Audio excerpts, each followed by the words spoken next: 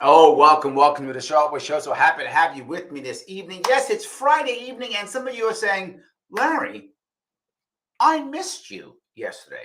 Yes, it's true. I'm a little bit late today, a little bit past 7 p.m. on the East Coast. And you said, Larry, I missed you yesterday. You weren't on. I was not. I sadly, or positively, depends how you look at it, have been insanely busy. New case, new clients came out this week. I had to jump through hoops, change things, stop some things, rebuild some other stuff, add some stuff, learn some stuff, travel a little bit. Had lots of other to take care of. Just couldn't do it last night. So I apologize, guys. I will be reposting everything. And I have to give you something else, which is not great news for some of you. Probably no shows this weekend. But I will be doing a show next Monday, Inauguration Day. Yes, I will. Probably 7 p.m. I'm not sure the time, but I'm pretty sure it'll be 7 p.m. on Monday. And I'll be bringing aboard with me next Monday, the one and only Michael Voss. He will be joining me next Monday, probably around 7 p.m. So I will have a couple of shows coming up here tonight, and then on Monday also. Probably none on this weekend, but maybe if I can find some time, maybe. But I am terribly behind, sadly. Again, I have a job. I know you think, Larry, all you do is this. Wouldn't that be nice? Not true. I also have bills to pay, as we all do. And I know you have bills to pay, so please pay your bills also. I'm a big fan of people paying bills. That's an amazing thing, so please do that if you would. Alrighty. Yes, AMA. Why do I do an AMA? Because every week I know you guys love your AMAs. I do. But I wanted to start it with something I thought was kind of interesting. And that is the peace or ceasefire deal, or whatever you want to call that deal. The deal that is here. And what I love about the actual deal right now. Oh, hold on. Let me change something real fast if I could. Okay. How is that better? Someone just told me that I have bad mic. So is my mic better? I hope it is now. So yeah. Anyway, whatever you want to call the deal that supposedly is a ceasefire here in Gaza. There's a couple of things that I want to bring up regarding this. Number one, everybody is taking credit for it. So I guess that's cool, I guess. But the reality of it, what bothers me about this, and it's so obvious, is the guy who actually is responsible for this thing. I think most people who know what's happening know the real guy responsible for this. It's that guy, oh geez, if I get his name, is Steve Witkoff. I think I'm saying that right. That's kind of Trump's guy, right? Trump sent this guy over there. This guy's like a real estate dude or something. He's not even like a crazy, he's not even really a crazy, like foreign policy guy. He's like some guy who just makes deals. And so he went over there and somehow he got a deal. Now, does that mean he's that great? I don't know. I don't know if he's that great. But here's what I know. Trump said, just yell at these guys. Tell them I'm going to do stuff and give them something and go back and forth. Now, a lot of people will say, and I've heard this before, particularly from the right, oh, it's because Trump is so tough and he finally gave it to Hamas or whatever. No, that's not what happened. He always talks that way. And I get it. It's a smart way of talking. He is a marketing guru, of course. But in reality, Phil is correct. And Phil says negotiating skills translate. Yes. Here's what I can guarantee you. He used both sticks and carrots to make this happen, I'm sure, for all sides. Because in case you didn't know, it isn't just Hamas. It's also Iran. It's not just Iran. It's also Israel. It isn't just Israel. It's factions within Israel. All of those people have to be dealt with somehow. It's also the Saudis, right? It's also Egyptians, right? They all have to somehow be. That's why this guy, Steve, was going all around. Right? He's in Doha, he's in Dubai, he's all over the place, right? Of course. They've all got to get together to figure this thing out. And they give a carrot here, a little stick threat here, carrot there. My worry about this, and I do have a couple of worries. Okay, I got to be clear on a couple of things. I am very happy that there is any type of ceasefire. I always want war to stop, of course. Of course. With that in mind, I would prefer a peace that would last, right? If I have a choice of no peace or peace, I'll take a peace, even if it's a short one, I'll take it. But what I want is a peace that lasts. If you remember, I said this.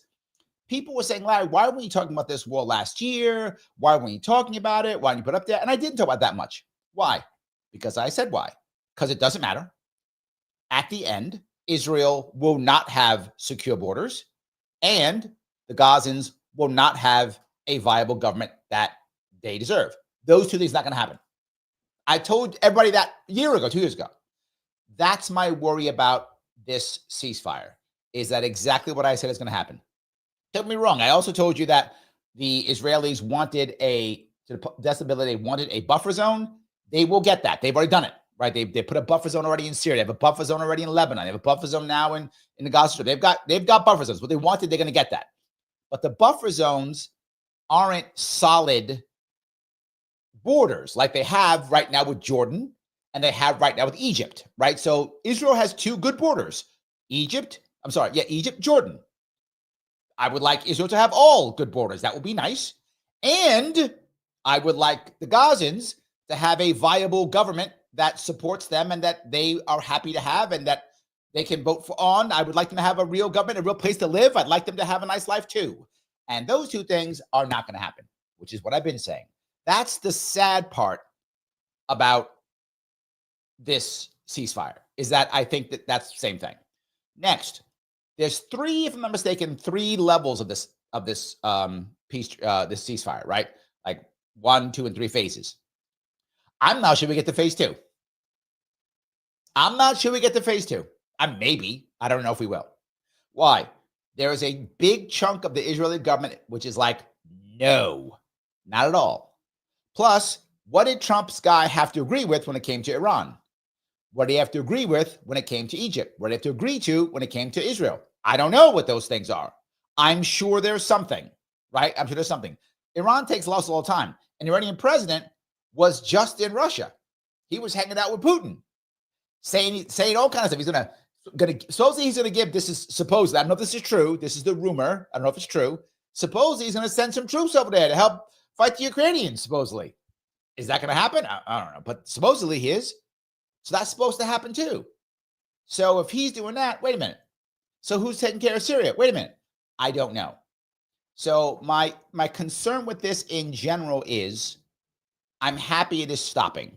I don't like war. I wish the Ukraine war would stop too. I don't like these wars. I'm glad it's stopping it. And to be forward, I'm not surprised. What I knew is there'd be no peace treaty by Inauguration Day. I said maybe a ceasefire, and there was.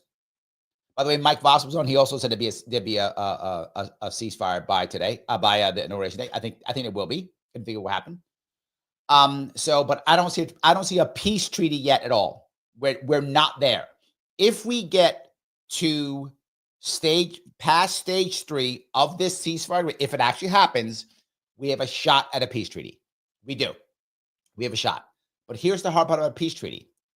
If they actually make an actual peace treaty, not a ceasefire, there will have to be security guarantees for Gaza.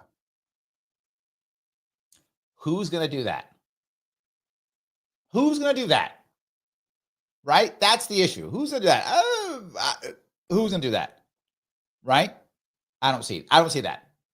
So that's why I don't see an actual peace treaty for a long time, because that would have to be the answer. Now, will somebody pay in some way, shape, or form to rebuild Gaza? Somebody will. It'll be debt, and someone will make money. Probably half of American companies will pay a bunch of money to do it. Israeli companies will pay a bunch of money to do it. So they'll all make money off rebuilding Gaza, of course, right? They'll do that. But the question becomes, will there be some type of guarantee? So in case the Israelis invade again, who's going to do that?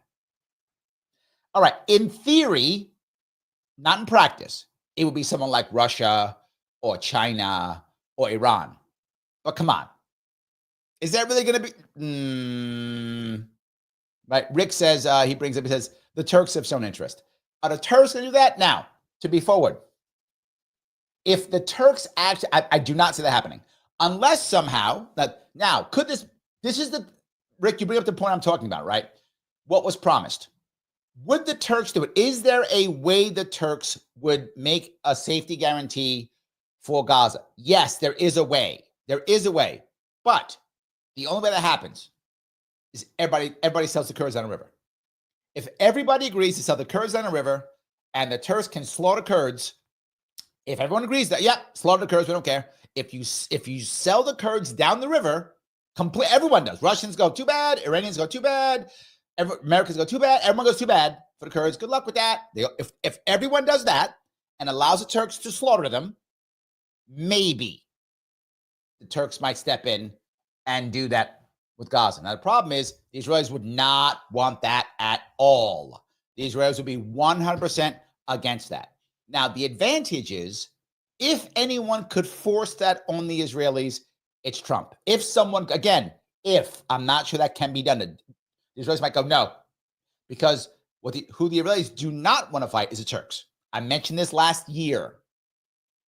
That's the only group within that entire area that the Israelis would actually be afraid of. They're not afraid of the Iranians. They're not afraid of the Jordanians. Not afraid of Egyptians. They're not afraid of Saudis. They're not afraid of them. Turks, they are. That they're afraid of. They do not want to fight the Turks. And I get it. I wouldn't either. This is a smart move. I would not want to either, right? It's not the thing you want to do. You don't want to do it. That would be the only issue. So that would be the only way that would work. So to your point, Rick, I think that makes sense. I have a tough time seeing that happen. But maybe, because you have to sell a lot of people in the river. Now, people are also saying, well, this is because, Trump finally beat up on Hamas. No, he beat up on Hamas and he beat up on Israel. Again, both sides didn't want this. I mean, for different reasons, obviously, because they have different reasons for wanting it. So he was able to get both of them. So I think he gave them both something also. Again, this is a rumor. I don't know it to be true. Rumor is he has given the Israelis some guarantees that they will assist or help the Israelis in some way in some attack on Iran. Don't know if that's true. That's a rumor. That's what I heard. So to your point, Rick, if he promised the Turks, some way helping out in Gaza or screwing over the Kurds, that would make sense too if he did that. Trump always uses carrot and stick. He did it with NATO. He did it with North Korea, but he always talks like I'm going to destroy you all, which people love. They eat that up. We eat that up in America. Oh yeah, tough guy. We eat it up. We love it. And then he does both because again, he's a negotiator. And he sent his boy Wickoff over there to negotiate back and forth. So that's the piece that I'm concerned about. I don't know if that's actually going to work in the long run. My worry is by stage 2, it fails. Because particularly if Rick, if you are correct, I'm not saying you're correct, I don't know. But if you are correct, Rick, and the Turks are involved, Israelis don't want that. They would rather go back to war before phase 3 happens than have to face the Turks. That's for sure. They do not want to face the Turks. That's not a fight they want to pick. Now, to be forward, the Turks don't want to fight the Israelis either. Like, it's not like either one wants to fight. That's why I'm saying the Turks wouldn't do it unless they got what they wanted, which is to get rid of the Kurds. Would they risk being on a border with Israel to get rid of Kurds? Maybe. That's the maybe. They might do that. But neither one of them wants to hit each other. That's going to be horrible. Like, if that war happens, that's not a friendly war. We will get involved. That will be a proxy war. Guaranteed we'll be involved. And NATO will be involved. It will be a disaster. If that happens, it's a disaster. Because we couldn't officially fight the Turks because we're all NATO. So we have to proxy war them somehow in some way, shape, or form. With who? We're going to sacrifice, 500,000 Israelis? They don't have that many bodies to sacrifice. That's not going to go well. That's all I'm saying. So I think you're correct, but I really don't. Yeah, I really don't think that's a good idea. So any case. So thank you for that piece. I hope I covered what I was concerned about, what I was thinking about, and why I'm a little bit concerned about this in general, right? I'm a little bit concerned. I hope it goes well, but I'm a little bit concerned. All right, let me grab you guys. We are in an AMA, so I will take whatever you like. So yes. Michael says, so we're going to do an AN. I think you mean AMA next Monday. Probably not an AMA, but maybe. I don't know. I'll bug Mike and see what he thinks. I think we'll probably just start talking about the inauguration, whatever happens there. By the way, in case you guys hadn't heard already. The inauguration now is going to be indoors. We haven't had an indoor inauguration in like 40 years. It's been a long time since we've had an indoor inauguration, but now we're going to have one. Supposedly, if I saw, it was supposed to be like 6 degrees or something like that on that day. So they were like, okay, that's it. We are going to go, we're going to go indoors. Mike says, can I buy your book, Larry? Not yet. I know I've been talking about it forever. I'm overwhelmed with work and this. I just have not been able to take care of what I need to take care of. I'm working with somebody to get it done. I have one final chapter to write. Once that's done, I'll put the book out. But yeah, still have some time. Phil says, free Ross, free Dexter. Now, Trump can free Ross. Trump cannot free Dexter. Sadly, Trump cannot. That takes Kathy Hochul to free Dexter because that was a New York State law. So sadly, we can't do that. And Cheyenne asks, who's Dexter? It is Dexter Taylor. Dexter Taylor was put into prison for legally purchasing firearm parts, legally purchasing them all, putting them together as a gunsmith, selling them to no one, using them in no crime, but just doing that, again, legally, arrested and put in prison because of Kathy Hochul, my governor, her Majesty Queen Kathy, first of her name, her new ghost gun law, which made illegal guns illegaler, so illegal that even just putting one together is a felony. I'm going to say it again. Putting it together in New York State is a felony. You don't have to use it, sell it, promote it, nothing. You put it together. You are now a violent felon. I wish I was joking. And he's now doing 10 years. Correct, 10 years. And nobody cares. Well, no one of stature cares. So, yes. I hope that answers your question. So, anyway. Dave says, by the way, Trump took the credit until the fighting resumes. This is the thing that I'm concerned about, Dave. And this is another concern I have. When the fighting goes on. And Dave says a ceasefire doesn't mean S. They'll be fighting it in 2 or 3 years. That's my worry. You've hit the point that I'm concerned about. My worry is what happens. And let me give you my concern with this, right? As let's say we're in phase 2 or phase 3. And let's say, for the sake of argument, right, that actually the Turks are involved. Rick is correct. And the Turks are actually involved. And they're like, hey, we'll look, we want to fix the Middle East because we're tired of our crappy borders. We haven't had a decent eastern border in freaking 200 years. We'd like to have one too. So let us slaughter Kurds and we'll be involved in this, right? Say that Rick is correct, right? He does that. Israelis are going to want that. Like, no, that ain't going to work. No, we can't have that. So we attack Gaza again or whatever the thing is. Or the opposite. The Gazans realize they're not going to get what they want. They're not going to get a viable government. They're not going to. So they go, we're going to attack again because it's a prison or I fight. I'll die fighting, right? They decide that. Or the Iranians go, we have been boxed in so badly, and they have been, right? The loss of Syria has severely boxed in Iran now. They're in a very bad spot right now.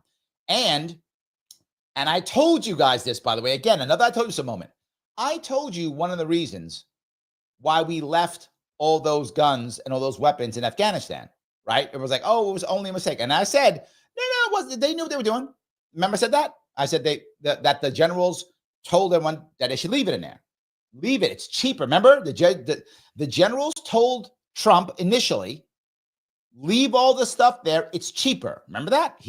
That was, and I told you guys that was said. Then when Biden was leaving, they told Biden the same thing. Now, Trump didn't care. Trump was like, we got to pull this out. We can't do this. So Trump said earlier before he left. Then he left office. Here comes Biden. They tell Biden the same thing. Cheaper to leave it there. Biden goes, okay, and leaves it. But why did the generals want to leave it there? Why? You think that sounds crazy. Why? Because the Afghanis don't like the Pakistani government, nor do they like the Iranian government. There's already been border skirmishes. And guess what weapons they're using in the border skirmishes against Pakistan and against Iran? Ours. We rearmed the Taliban so they can fight our proxy war. Yes. I know what? Yes. Look it up. I'm not going to up. That's true. Nothing I say here, I make up. You know that. You look. I'm doing it live. You can just check and Google if you want to. It's fine. Yes. So literally, we wanted someone to fight Iran directly on their border, Afghanistan, and we wanted someone to fight Pakistan on their border, Afghanistan. So yes. So remember when we made those borders, we didn't care about what tribe was tribe. We said, this is British and this is French and this is whatever. We just drew lines, and this is the Ottomans and this is the Persians because we said so. And that's why we did it. The tribes don't care about that shit, and they're still fighting. So we rearmed them. They're very well armed, and there's already border skirmishes right now already. So Iran's in a bad spot. So now Iran's in a bad spot. So now when Iran is in a bad spot, do they decide, well, why don't we throw some money at Gaza? We don't have much of it, but Gazans are cheap because they're busted up and broken from what happened with the Israeli war here. Let's throw them a couple $2 billion. That's all we can afford. So because we don't have any money from Syria anymore. That's all broken. So we'll throw the Gazans like $2 billion and say, fight again. And that might sound silly, but that could happen. So to your point, Dave, my worry isn't that they'll fight. My worry is what causes the fight. How does that work? Who starts it? And if that happens, where do we fall? Do we fall back to a proxy war again? Do we just keep funding the Israelis? They're fighting again? Do the Israelis start making even more buffer zones? So, yes. Again, Trump will take the credit, of course. And to be forward, this is happening on his watch, right? When he takes over is when this will go into play. And it is fair when it comes to what happens on your watch. You get, look, I even though the pullout from Afghanistan was an absolute utter disaster and embarrassment, I still give Biden credit for ending it. He did end that. That he did get in probably the worst way possible, but he did end it. So he gets credit for ending it. Now, don't get me wrong. Trump did negotiate it. True. But Biden didn't have to go through with it. He could have just said no. He went through with it. And so he has credit for that. And did Biden's team have something to do with the conversations on the ceasefire? Yes, they had something to do with it. True. But it wasn't going to happen without Trump's guy. I mean, that's just real, right? If you want to give like an assist to the Biden team, you could. You give him assist, but that's it. The goal was actually scored by the Trump team. That's what happened for the ceasefire. And it's going to take place during the Trump administration. He should get credit for it. Now, if it fails, to your point, Dave, his fault too. So yes, he gets credit and or, blame, either one. That Liberty lady over on Rumble says, Larry, we are 8 followers shy of 300 here on Rumble. Sharpies can also show support here by becoming a monthly subscriber or send Rumble rants like this one. Please follow on Rumble at Larry Sharpe. Yes, so guys, if you want to follow me over there, and as always, if you like what I'm saying, click the button. You know the one I'm talking about. Lima, India, Kilo, Echo. That's the one. If you haven't already shared this someplace, you should. Put it into share it on X, share it into a Facebook post, share it wherever. Share it wherever you're going to share it. Doesn't matter. Please share it. Sharing is caring. I know you all care. Why don't you care? I know you do. If you have not subscribed to me on whatever you're watching this on, why not? Follow me on Facebook. Follow me on Rumble. Follow me on X. All the things. Subscribe on YouTube. And when you subscribe, click all notifications. What I found out, I did not know this, only 14% of the people who are subscribed to my channel selected all notifications. 14%. No wonder I can't get as many people watching, because you guys didn't click all notifications when you click subscribe. Only 14% of you did.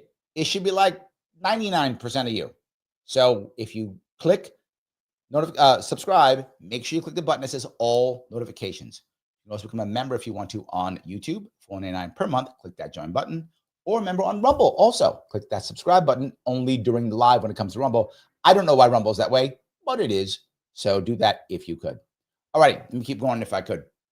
All righty. Let's see here. Vivek says the ceasefire did happen mainly because of Trump. Correct. Yes. Yes. All I'm saying is, could you give the Biden administration an assist because they kind of kept it warm? Yes, you could if you wanted to. Look, if you're a Biden fan, I get it. You want to give an assist, you can. But it happened. You're right, because of the Trump team is what actually got it done. That is true. Yes, I think that's absolutely true. 100%. I agree with you. Ryan, thank you for $2. War is a racket. General Smedley Butler, USMC. Correct. It is. And that's the reason why I'll go into the Afghani piece. If the Afghans, literally Taliban, I'm not joking, if they actually start a hot war, ongoing war against Iran, we will back them. Yes. 20 years fighting them, we will back them. We'll kind of have to, because half the weapons are going to be ours. If someone's got to maintain them and give them weapons and give them bullets and stuff. Yeah.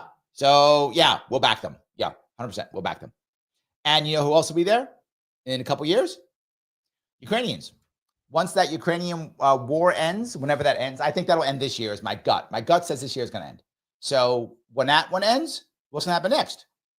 Well, all those Ukrainians who worked on Western weaponry, what are they going to do? They're going to go to Afghanistan and help the Afghanis fight the Iranians with all the Western weapons. Of course they are. They're going to make cash. They're going to get paid. Who's going to pay them? We are. Your taxpayer dollars is going to pay Ukrainian mercenaries to help Afghanis fight Iranians. I know it sounds crazy, but I'm telling you that now, because when it does happen 2 years from now, you go, holy crap, Larry was right. Yes, that's how the game is played, because what Ryan says was a racket. The military-industrial complex has to keep rolling. So there's got to be war somewhere. Somewhere. Then we'll have better relationships with Afghanistan or whatever it is. Whatever we'll do. We'll come up with an answer. Or we'll somehow do it via, I don't know, Ukraine or something. We'll find a way. When there's a war, there's a way. That's how that works. So, yes. I hope that makes sense. Yes. All right. Shredan over on Rumble says, the Russians might be letting a boatload of weapons behind in Syria. Oh, also true. It is. I like that boatload. It's pretty smart. Yeah, because that is a port, by the way. That Tartus is a port in Syria. Smart. That's savvy. Straight on. Thank you for that. Yeah, it's possible, right? They might just leave weapons in there also. Look, the Russians don't want to give up their bases in Syria. I get it. And they didn't. They negotiated to keep them. I told you they would. Remember, I said that early on. They will absolutely want to keep their bases, and they will negotiate to keep their base. And they did. So the Russians are going to keep their base there. For them, remember, this is the only base that the Russians have in the Mediterranean, right? That is, let's go through Turkey. It's the only one. So they're going to want to keep that, and they did. So 100%, they're going to keep that. Absolutely. And maybe they'll leave weapons there too, because they don't want that. They don't want that to fall. And the Turks have agreed. To be clear, the Turks have agreed to this. They're not mad. They're like, okay, fine. Fine. All righty. Someone is telling me my camera's freezing. Okay, let me try to reset it now. Hold on. Let's see if I can reset my camera. See if it will get better. Let me see if I can make it to be better. All righty. Hold on. There we go. And maybe it's better now. I hope so. I just reset it. So we'll see if it's any better. So I hope that was working for you guys. All righty. Let me keep going if I could. All righty. Oh, thank you, Yomir, Larry for governor. I appreciate that. 100%. I do appreciate that. All righty. Phil says the Sharpe inauguration ball. Well, I guess we could call it that if we want to. Actually, I was invited to a couple of inauguration things. I actually said no. I didn't want to go. So I'm worried about New York State and New York City. That's what I'm worried about. So yeah. Mike Voss, he says, without Trump and his strong presence, sanctions to come at Iran, Hamas was never going to stop, as Biden-Harris was giving everything to do nothing. Was giving everything to do nothing. But you see, you're making an assumption here, Mike, that it was only Hamas stopping this. It's not true. There were many factions here that people had to get through, right? It wasn't just Hamas. Hamas was a reason, of course, but there were many reasons all around, right? There's factions within Israel. The Egyptians care because it's their border. The Turks care because they're dealing with their stuff in Syria now. I mean, there were a lot of factions here, right? Clearly the Jordanians cared. Clearly the Saudis cared. This is why Witkoff had to jump all around. It wasn't just, if it was just that, he would just go to Israel and go, here's the thing. He went all around. So there were many factions here. I know people like to blame Hamas. Everything's Hamas's fault. No, not for this case. This is everybody's. Everyone had their 2 cents, what they wanted, what they cared about. And the reality of it is, again, all I will give Biden is maybe an assist for keeping it warm. Maybe. That's it. But you're right. The piece is Trump. And it wasn't just a strong presence. I think Phil is right. It's negotiating, right? It's the idea that when you look at the advantage and disadvantage of Trump, for many people, it's a disadvantage. The disadvantage is that because he's non-traditional in this regard, that people are sometimes unable to feel comfortable with him because he's so non-traditional. That's a disadvantage in diplomacy. The advantage in diplomacy is same thing. He's unpredictable. That's also an advantage. It's both. It is both a disadvantage and an advantage. Generally speaking, it's a disadvantage for allies because they don't know how to deal with him, and an advantage when it comes to our enemies because they will be more afraid of him. Generally speaking, there's exceptions, obviously, right? So I think that is both. It's not just one-sided. In this case, negotiating, I think, was even more important. That's what I'm saying. So, Lunatic, thank you for $2. We're all screwed. Hoard food and water. Okay. I'm not going to say you're wrong. I know you didn't see that coming, Lunatic. You're like, Larry's going to say I'm crazy. I'm not. No. There's problems. You're right. There's problems, which is my point. I don't know how this is going to end. Again, if I have a choice between ceasefire and no ceasefire, I take ceasefire because those are the only options I got. But I would prefer something that I'd feel more comfortable with that wouldn't end in another proxy war. That's what I would prefer. But I see another proxy war right in the corner. I think the next proxy war, as I see it now, might be Afghanistan. Maybe. Depends on what they do. Depends where they're going. The advantage the Afghanis have over everyone else in the region, and it's not even close, is they literally have a very young population with hundreds of thousands of bloodied, loyal, fanatic soldiers who have fought against Western powers and won. Iranians don't have that. They don't. Pakistanis don't have that. They don't have that. Pakistanis haven't fought a real war in a decade or more, and that was against the Indians, right? So they don't have that. They do. Why do you think, you just heard me say, the Iranian president went to Russia to meet with Putin so he could send him soldiers? And there are people going to tell you, well, they got fooled because the Russians are desperate. Utter lie. Not true at all. It's not why. He wants to bloody his non-commissioned officer corps, just like the North Koreans did. North Koreans didn't go there because they were suckered. That's a story the left will tell you. It's not true at all. That's not a thing. The reality is the North Koreans are like, oh, everyone's rewriting their manuals off of this war. Again, I'm not making this up. All the manuals being rewritten. This is now the new way we're going to fight war. The United States changed how it's doing tank warfare from the Ukraine war. Literally, the Marine Corps has got rid of all its tanks. They're all gone. Decommissioned, all gone, get rid of all its tanks.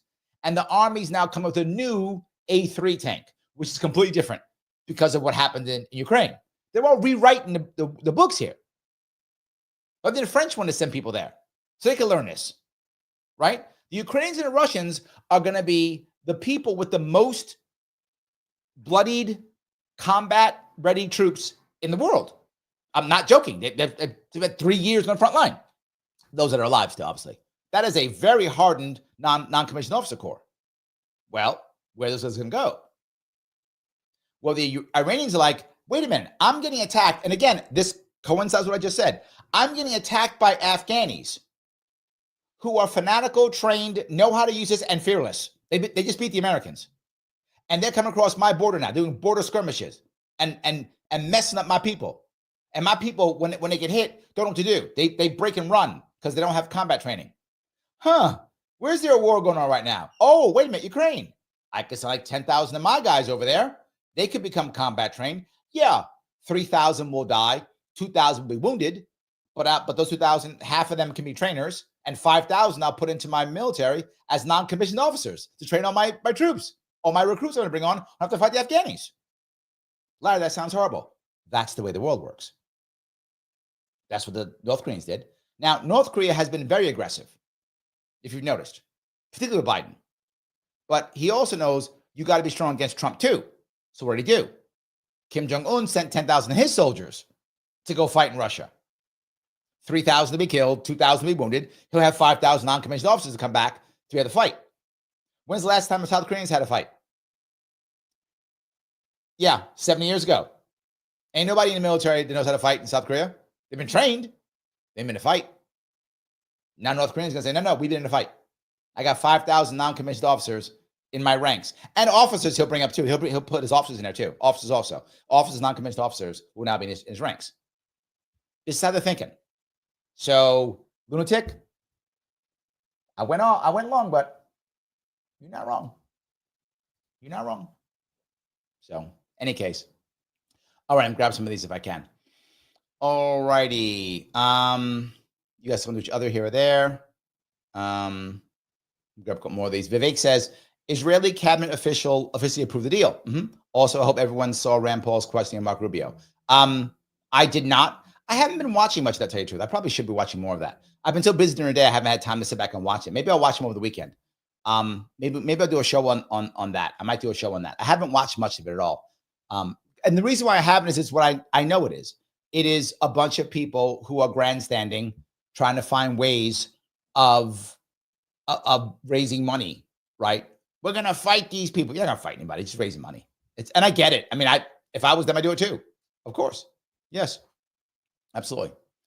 All righty. Let's see here. If I can, some of these guys going back and forth. Ryan says, I think being a member, by the way, Ryan, peace should be the ultimate goal, but human beings with agendas and loyalties on both sides get in the way of that goal. Yes.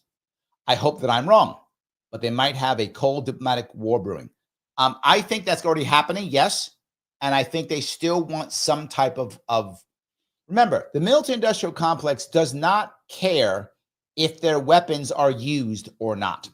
The military industrial complex cares if people buy their weapons. So if you buy your weapons and just keep them in a lockbox somewhere, or keep them in a barrack somewhere, or keep them in a building somewhere, I don't care. Just keep buying our weapons. You want to keep stockpiling them so you can threaten your neighbor? Awesome. Buy more. In fact, you have more jets, you'll be even more scared, right? That's what they care about. So I hope it's just to make people scared on both sides, so they keep buying the weapons and people don't die. But again, often when you have all those weapons, you sometimes use them. So yeah, if we were to do a Cold War and the military industrial complex can still make its money without killing people, I would take that. I'd like to get rid of the military industrial complex, but I'd take just nobody dying. I would accept that. I know I'm lowering my expectations here. It's just, yeah, you're right, Ryan. That's why it is that bad. So yes. Lunatic, thank you for the $5. He says, rumor I heard, external incoming on new term start date. Hence, internal inauguration, similar to Eagle. Oh, got it. Okay. Yeah. Okay. Thank you. Yes, that there were threats, and that's why. Yeah, that might be the case, but we're not going to say that, right? What they said was security and the weather. So you might be right on that one, Lunatic, but they're not going to say that. They're going to go, we're scared. They're not going to say that. They're going to say, well, it's cold. They care about you, Lunatic. If you go over there, they don't want you to get cold, chilly, so they're going to go inside. Nothing to do with security. That might make us look weak. We can't do that. So no, it is it's because you might get cold. They don't want you to get sick. They care about your health. See that? Say the government loves you, Lunatic? Loves you. What are you talking about? Loves you. Absolutely. All righty. Let me grab here. Robert says, Turkey has been a member of NATO since 1952. I'm not sure if that was for me or I don't know. But yes, Phil says, there was a leaked audio where Trump said that the PLO was more willing to make a deal than Netanyahu.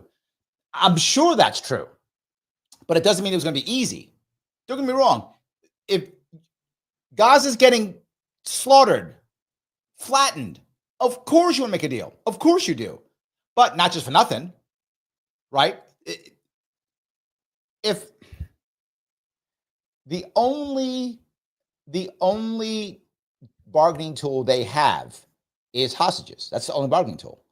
So, of course, they want to give them away to stop the fighting, but they don't give them away for nothing. They want to get something from it. So, of course, they're more willing. But it doesn't mean it was easy. They still had to come up with something, right? In their perfect world, right? Perfect world. In their realistic perfect world, Israelis, run away and make Gaza great and right, all that, but that's not going to happen. So they get what they can get. So that's the piece. So Michael says, when you have a member show, the 27th, 10 days, not this Monday, but next Monday. I still haven't posted yet, have I? Damn it. You've caught me, Michael. I got to post it. I will post it there tomorrow. I keep saying that, I know, but I keep so damn busy. I will post it. I will post it and ask. Yes, absolutely. Nate, Kiddo asked if you know Trump. Thank you, Nate. Please tell her I said hi. I have met Trump one time many years ago. He wasn't president yet when I met him. He was here in New York. I'm sure does not remember it whatsoever. There were many of us, we all shaking hands. So I have physically met Trump one time, like 20 years ago. He wasn't even running for president when I met him. And I think it was The Apprentice. I think he was doing The Apprentice show then. He was doing The Apprentice. Yes, he was doing The Apprentice. It was some like press thing in Manhattan. And my office used to be like a block away from his office. So I went, was it lunch? Maybe it was a lunch or something. I forgot what it was. It was some kind of event about The Apprentice, and a bunch of people were there, and I shook his hand. I'm sure he does not remember me at all. And so that's the closest I've gotten to Trump in that regard. I know some of his people. I've met some of his people when they were with the Kennedy people. I met some of those. But no, I'm not friends with Trump. I do not know him personally. I did shake his hand one time, like 20 years ago when he was still doing The Apprentice, which I'm sure he does not remember me at all. I wish I had a better story for you, but that's true. Yes. Mike says inauguration indoors due to threat, not weather, to long range hole puncture threat. I know, but it's weather because they care about you, Mike. They care about you. See? Feel the love? I feel the love. I feel it. We all feel the love. Of course we do. Robert says Israel is not a member of NATO. Israel was designated as a major non-NATO ally in 1987 by U.S. President. Oh, I didn't know that. Is that right? Israel is a major non-NATO ally. I've never even heard that before. There we go. Okay. I didn't know that. I guess U.S. can say that only once. The Turks will decide that or they won't. The Turks have been like the bad boy of NATO for a long time. So yeah, for a long time. So there we go. Okay. Nate says it was Sophia's birthday yesterday. She's listening. Want to say, hey, Sophia, happy birthday to you. Absolutely. Yes. Michael says, so you keep the gun disassembled and practice with assembling it. So you keep the gun disassembled and practice with assembling it. I don't actually, I guess so. He goes on to ask, Mike goes on to ask, how assembled is a ghost going to have to be to constitute a felony in New York? I'm actually unsure on that law. That's a good question. All I know, it's completely makes no sense. I know it does because all our gun laws make no sense. So yes, makes no sense at all. Yeah. Okay. The AC says they'll be fighting again in 33 days. Wow. 33 days. Ryan says 90 days. Wow. Okay. I'm not saying you're wrong. I don't think we can get to phase 3. I'm not going to get to phase 3. The problem is once the Gazans give whatever hostages, whoever they have left over, once they give those hostages back, they got nothing. They're done. They have nothing. And Israel's not going to, the problem is nothing solved, right? They haven't, is it a one-state solution, a two-state solution? What is it, right? They haven't solved anything. That is stop fighting, which I like. Again, I'm not mad at the stop fighting. I'm glad they're going to stop fighting. That's a good thing. But what did they solve? Nothing. That's my problem. So Israel still doesn't have the borders it wants, and Gaza doesn't have the government that it wants, and a homeland that it wants. Doesn't have either one of those. No. I've told people what the answer is. They won't fix it. They won't fix it. They won't do it. They will not do it. I've told the answer. They will not do it. And the people won't do it. My answer, which is the real answer, is a fantasy because no one wants to do it. The reality of it is you simply bribe the Egyptians into taking them.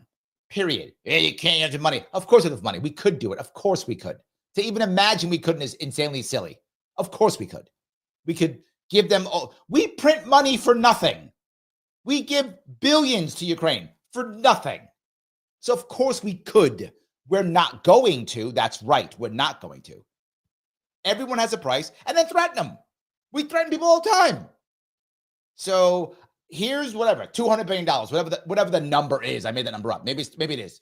Here's $200 billion. Take the Gazans. And we're going to give each Gazan, I don't know, 40 grand, whatever the amount is, whatever number. We just print money and make it rain all the time. We do it every day. Give them the money. Here's so much money. Go buy land in Egypt. Leave Gaza. Go. Just do it. We'll never do that. That's a fantasy I'm making up. Same thing as we're going to fly to the moon tomorrow. Same thing. No difference. But that is the answer. No one will do it. The Gazans won't do it. They don't want to leave their homeland. So they'll just get killed. They don't want to leave it. I get it. I'm not saying, to be clear, I'm not saying that this is a righteous and just answer. I'm not saying that. I'm saying it's an answer that gets people to stop dying and gives the Israelis a solid border. That's what I'm saying. I'm not saying it's righteous. People go, but it's their homeland. You know what? New York was a Native American homeland. They ain't getting that back either. Just not. You can be mad at me all you want, blame me all you want. They're not getting it. It's not going to happen ever. And if it was stolen land, that's just fantasy shit the left says. It means nothing. It doesn't mean anything. It's irrelevant. It means nothing. It's virtue signaling. And this is all virtue signaling. Except now in the case of Gaza, virtue signaling is tens of thousands of people being killed and murdered and slaughtered. That's your virtue. As I say all the time, virtue signaling kills. Perfect example of it right here in Gaza. It doesn't. I know you think it's unfair and unjust, and it doesn't matter. And you can go protest it. Larry, why didn't you talk about the protesters in college? Because it didn't matter at all. It did literally nothing. Nothing. It wasn't going to change a thing. It changed nothing. It just made more people hate college students. That's all it did. It didn't do anything else except that. Nothing else but that. So anyway, I'm sorry. You got me way off topic on that one. But yeah, you're probably going to be fighting again. I do. I think I'll be fighting again. I agree. They didn't solve anything. They're never going to solve it. They're never going to. And they should just. But if you solve it, then there's no more military industrial complex. So why would you solve it? You won't. Trade and over on Rumble. Thank you for the $2. Imagine the inauguration speech in the Oval Office. Trump signs executive orders while giving the speech. Immediately on the job, less talk, more results. Straight in, that is brilliant. That's good, straight in. That would look great. Does it in the Oval Office. Does have a lot of fanfare. Starts signing executive orders to fix shit right away. I'm with you. Again, that's never going to happen. But I love the idea. I do. I love the idea. Trump loves fanfare. I mean, most people who do this kind of thing love fanfare, right? Most of them do. I get it. They love it. But no, that's super cool. I like that. That's straight in. That's amazing. It's a good deal. I like that one. I think more people should do that. That would be very impressive. I agree. Yes. All righty. If I can go down here. Mike says, Mike knows. Okay, thank you. Mike says, it doesn't need to be assembled. The parts need to exist. It's an insanely bad law, unconstitutional. Absolutely true. Mike Voss is 100% correct. This is a horrible law. It's embarrassingly bad. It should not exist. In fact, it was struck down by the Supreme Court. And this is what we did. This is New York. And I tell you how bad our judges is. And you often don't believe me. I know some of you go, it can't be that bad. Oh, no, they're that bad. So all these laws got passed, all of our judges. They were like, okay, yeah, fine. All good. Yep. The Supreme Court said, you got to be kidding me. No. These are unconstitutional gun laws. And then Kathy Hochul said, unconstitutional. Is that right? Okay, here's 10 more. And when I say here's 10 more, I'm not joking. That's not an exaggeration. We passed 10 more gun laws after the Supreme Court said our gun laws are unconstitutional. We passed 10 more. We don't care. New York State ignores the Constitution. It ignores the Supreme Court. It ignores the Bill of Rights.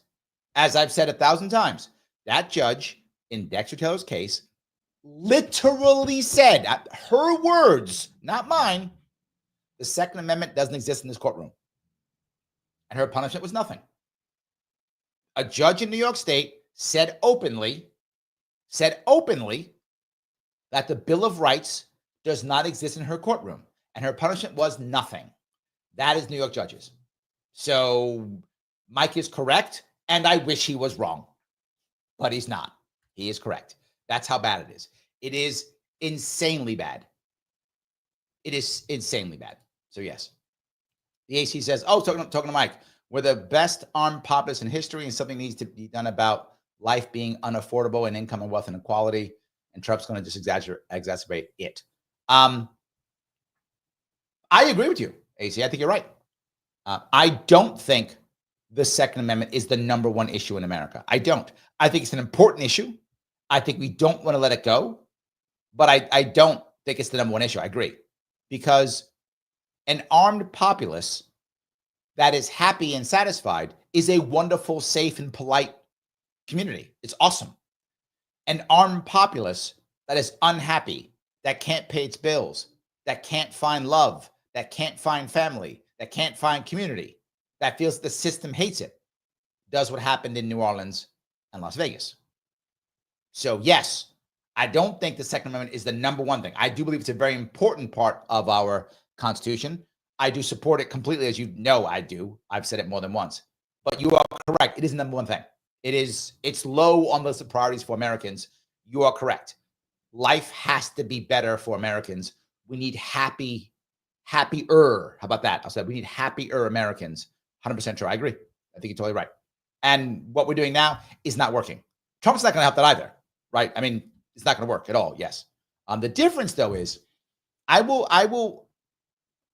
say, if you look at what I think Trump has done, which is a good thing, and AC, I think if you hear me out, you may agree with this. If you hear me out, and that is, he has shown America where America is, and some people are really unhappy about that. He was called every bad name you could imagine. You know, I don't want to say them on YouTube, I would cancel, but all of the bad names. He's been called all of them. He has been convicted 34 times, 34 counts, felony. He has a mugshot, and America still picked him. He said the kind of people he would bring into his cabinet, utter people who are oligarchs and will destroy the system, and we still voted for him. And those people are going to tell me, AC, well, a plurality. But hold on.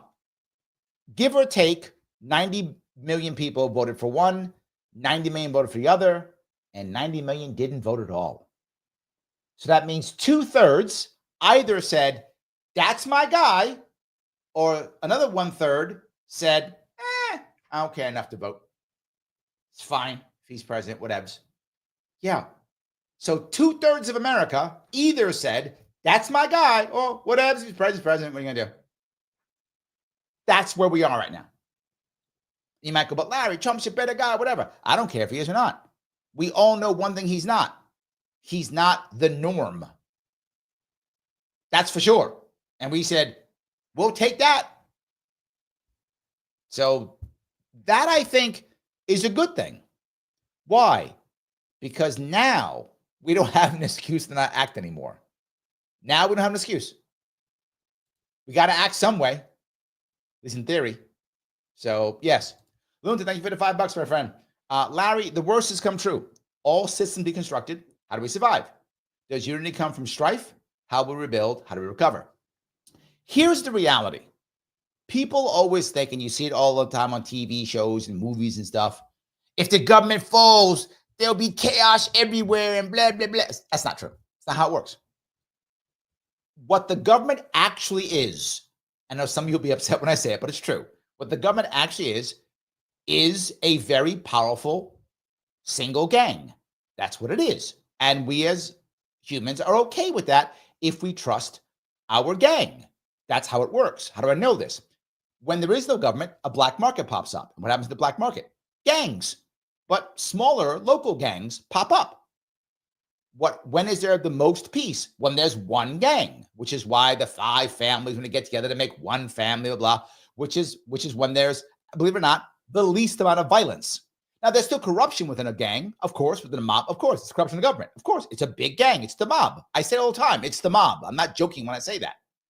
So you wait a minute, Larry. So you're saying we just accept the rule of one gang? Yes, that's what a government is. We're accepting the rule of one gang. Now, if you accept the rule of the gang and go, well, these gang leaders are good, they keep the order, it's fine, we'll keep them. If we do that, then we have a relatively stable society if we believe and trust in our gang. What does the government do? What do laws do? Laws don't stop people from committing crimes. That's not true. They don't stop them. Now, what do laws do? They create, if they're fair and respected, a framework of what's expected, which is much better for any society, right? So if you have good laws, we don't, our laws are garbage. But if you have good laws, you have a framework of what society is.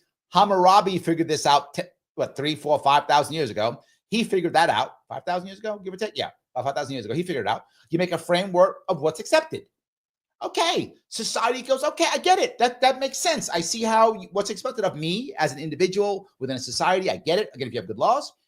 Something else, it stops, family feuds. It stops people fighting each other. It stops you rob my house and I slaughter your family. It stops that. Why? Because if I trust my gang gives me justice. So I don't have to go off into his family and destroy this guy. I don't have to kill his family. I don't have to. He did something against me. And my gang leader will do it right. They will provide justice for me. I don't have to do this anymore, which keeps an orderly society. Makes total sense. It does. What happens when you don't trust your gang anymore? When you don't believe in your gang anymore? When you don't, that the rules don't make sense anymore? And now the gang is actually against you. What do? You rebel against the gang. Gang warfare. Yes, what you're seeing now. Our gang isn't trusted anymore. Our mob boss is no longer believed. That's not how it works. You got to trust your mob boss. I know it sounds horrible. It's still true. It's still true. When is the most violence? When is the most gangs? Why is there so much violence in Chicago? People say, it's all the gangs and the gang and the gangbang. Nope, it's the government's fault. What? Larry, did you just blame the government for the violence in Chicago? Yes, I did. And I will explain to you right now. Generally speaking, when there is a black market, there tends to be 1 or 2 big gangs, generally speaking, 1 or 2, sometimes 3, but usually around 1 or 2. Why? Because that's the amount of people you can handle in one area. It's like Coke or Pepsi. And there's some kind of border between the gangs. Within the gang territory, there tends to be less violence. Why? They're trying to make money. This is about making cash. It tends to be less violence in those areas, which is why back in the day, a lot of the cops, as long as there was no border wars, wouldn't do much. They'd let the gangs work because, okay, fine, no one's getting shot. Who cares, right? It's fine. And when there's one border, there's only one border to have skirmishes over, right? As one person moves over, whatever, that's it. Well, the government did such a good job, the feds particularly in Chicago, of infiltrating all the gangs and turning everyone against each other. Well, now when you can't trust your gang, as I just explained to you, they no longer trust their gang. Why? Because the government's infiltrating, don't trust anybody. So what happens? Well, now you don't have 2 gangs. You have 40 gangs, 50 gangs, only people who you know and you've grown up with, only people you trust, who you think the government hasn't turned or hasn't infiltrated. So now you have 30 or 40 gangs. Well, if I have 30, 40, 50 gangs, I now have 30, 40, 50, 100 borders in between those gangs. So now I have 100 border wars, not 1 or 2. More border wars, less trust, more violence. That's how that works. That's where chaos comes from. They're all gangs. The question is, do we have one big gang that we trust? That's the issue. When you don't trust your gang, you rebel against it. And you get New Orleans, Las Vegas, etc. And these are all former gang members. They were both military. I am also a former gang member. Yes, we are all former gang members, right? Yes, you don't trust your gang anymore, you rebel. I wish it was something other, but that's what it is at its core. So you are correct, lunatic. The system gets constructed. How do we survive? We create our own local gangs. What we do, you see it happening already. All these little cells they worry about, these are all local gangs. It's all creating. And the unity comes from each gang, and the gangs have to get back together and trust each other again. It's just rebuilding trust. That's how you recover. And that will happen eventually. I went long on that. I know I did. Sorry, guys. But yes, in any case, let me keep going down here if I could. Alrighty, if I keep going down here. Kim says, the anti-corporatists, talking to AC, man will never fix man's systems as man is busy trying to remake God's creation. You know, there's a piece to that I remember someone told me about years ago. And it's kind of what you're talking about, Kim. It was someone said that man's goal has always been to become God. And so many men are trying to become God.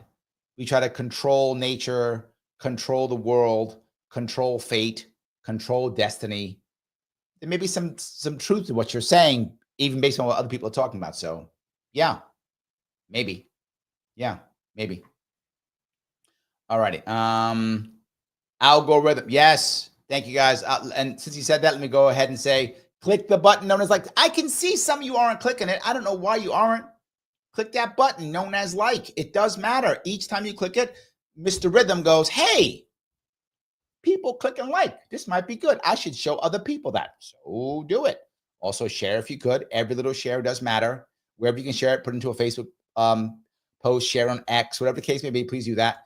If you have not subscribed yet, please do so. And then click all notifications when you subscribe on YouTube. Please do that. You know what super chat me, see people super chatting, please do so. Or rant me on Rumble, either one. All good. All of them work. You can become a member if you want to. Click that join button on YouTube. $49 per month keeps me going. If I had more members, I might not have taken this last gig I took. In fact, to be funny, Mike was with me. Mike was with me when I got that job text. Mike was actually with me in the car when I got that text, and I was like, I don't want to take this. He was there. I was like, I don't know what I'm gonna do. Then the dude was like, yeah, come on. It's like, all right. So I said, yeah. So I took it. So now I'm working more. Why? Because I don't have enough members. If I had more members, I could have maybe said no. I could have done it. I could have said no, but I need more members. So just saying. Anyway, click the button known as like, and we can keep rocking and rolling. It does matter. Every little bit counts. I know I keep asking you because it matters. That's why I ask you, because it does matter. That's the entire reason. All right, let me keep going down here if I could. All righty. Phil says, do you think Bibi will be prime minister of Israel in a year? Isn't this war was keeping him in power? Yes, I do. I think Bibi will be in power. I do. I think he will. I think he has shown that he is very concerned about whatever you think about Netanyahu. A lot of people don't like him. I don't like him either, by the way. But whether I like him or not doesn't matter. What matters is everyone does know that he does care about his country. He is doing what he believes is correct for his country. I think everyone knows that. You may disagree with what he's doing, but I think everyone knows he absolutely wants to do what's best for his country. And I think it's showing. And I think that people, I mean, if you're Israeli, you want someone who cares about the country. So I do think it will work. So yes. So anyway, all righty. Ryan, I already asked Larry. I got nothing back from him, which I think is a no answer. Right. You asked me something, Ryan. I didn't respond to you. Did I not respond, Ryan? I don't know. Did you ask here or something else? I don't know. I don't know what you asked me. I apologize. I must have missed this. Oh, okay. There's other stuff here. Okay. Are you asking me to go? Okay. Okay. I'm sorry. There's so many things going by. I sometimes miss things, Ryan. I apologize if I missed something. If I missed it, I do apologize. That wasn't my issue. All righty. Let me keep going down here if I can. Kim says Larry loves New York. This is true. I do love my state. I do. Absolutely. Ryan goes on to say, when it comes to the ceasefire, I give 0% of credit to Lindsey Graham, Tom Cotton, Dan Crenshaw, and most radio show hosts. Correct. Yes. They don't want it to end. They don't want it to end. Completely agree. Yes. Ryan says, oh, Phil, I say yes. I believe that Israel and Hamas will resume fighting by June. The issue is, how does Hamas fight? Now, doesn't mean they won't. Iran is not in a good space right now, right? I don't see the Turks supporting Hamas in any way. I don't see that happening at all. Do the Saudis support them then? Is that what they do? Do the Saudis? Is that the way? I don't know how they fight. I'm not sure. I mean, I guess just if you're saying fighting as in just attacks here or there, the big T word attacks, that I would say yes. But all-out battle, I don't see Hamas having the ability to carry out anything like that. I mean, maybe I'm missing something, right? Who's going to back them? The Egyptians aren't going to.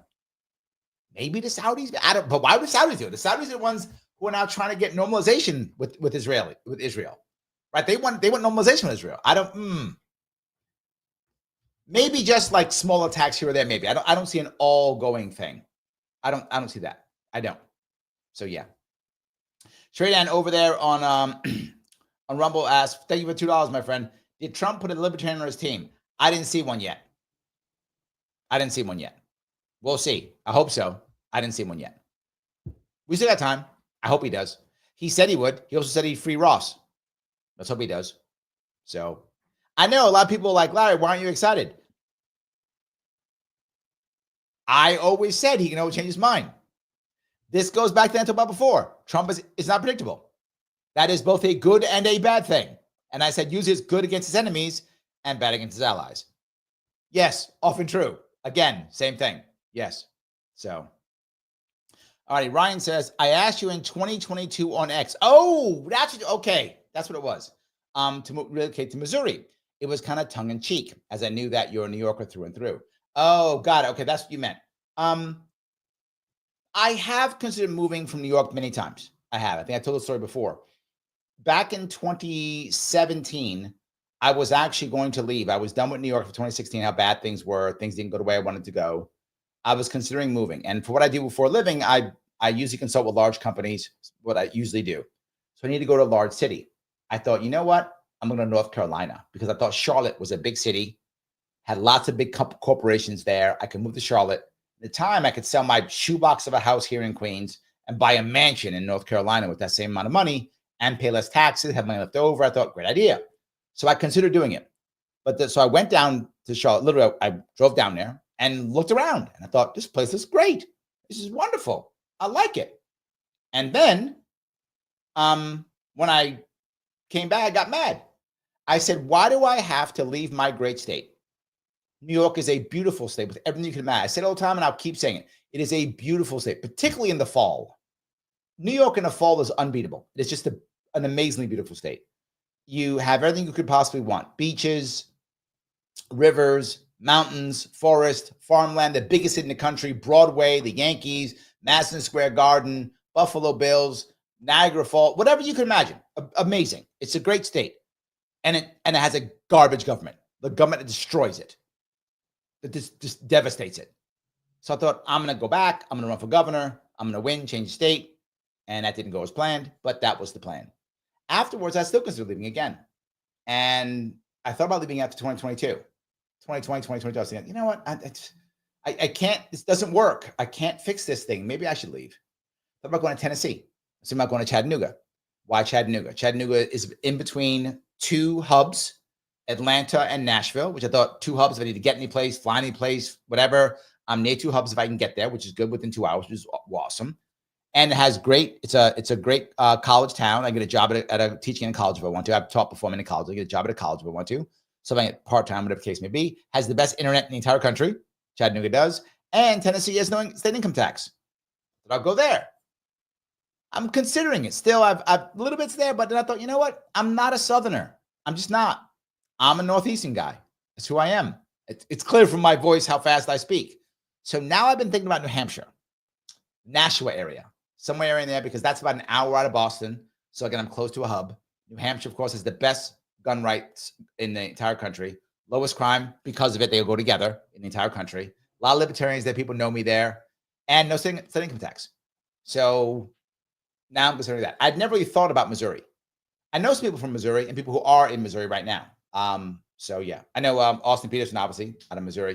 So there's a lot of people who I know who are in Missouri and people who are from Missouri. So I never really thought of it, to tell you the truth. But anyway, I went down a long road, but I was thinking, but I had considered leaving. So far, I'm not still. I will not be leaving this year for sure, and probably not next year either. But would I consider leaving in 2027, 2028? Maybe.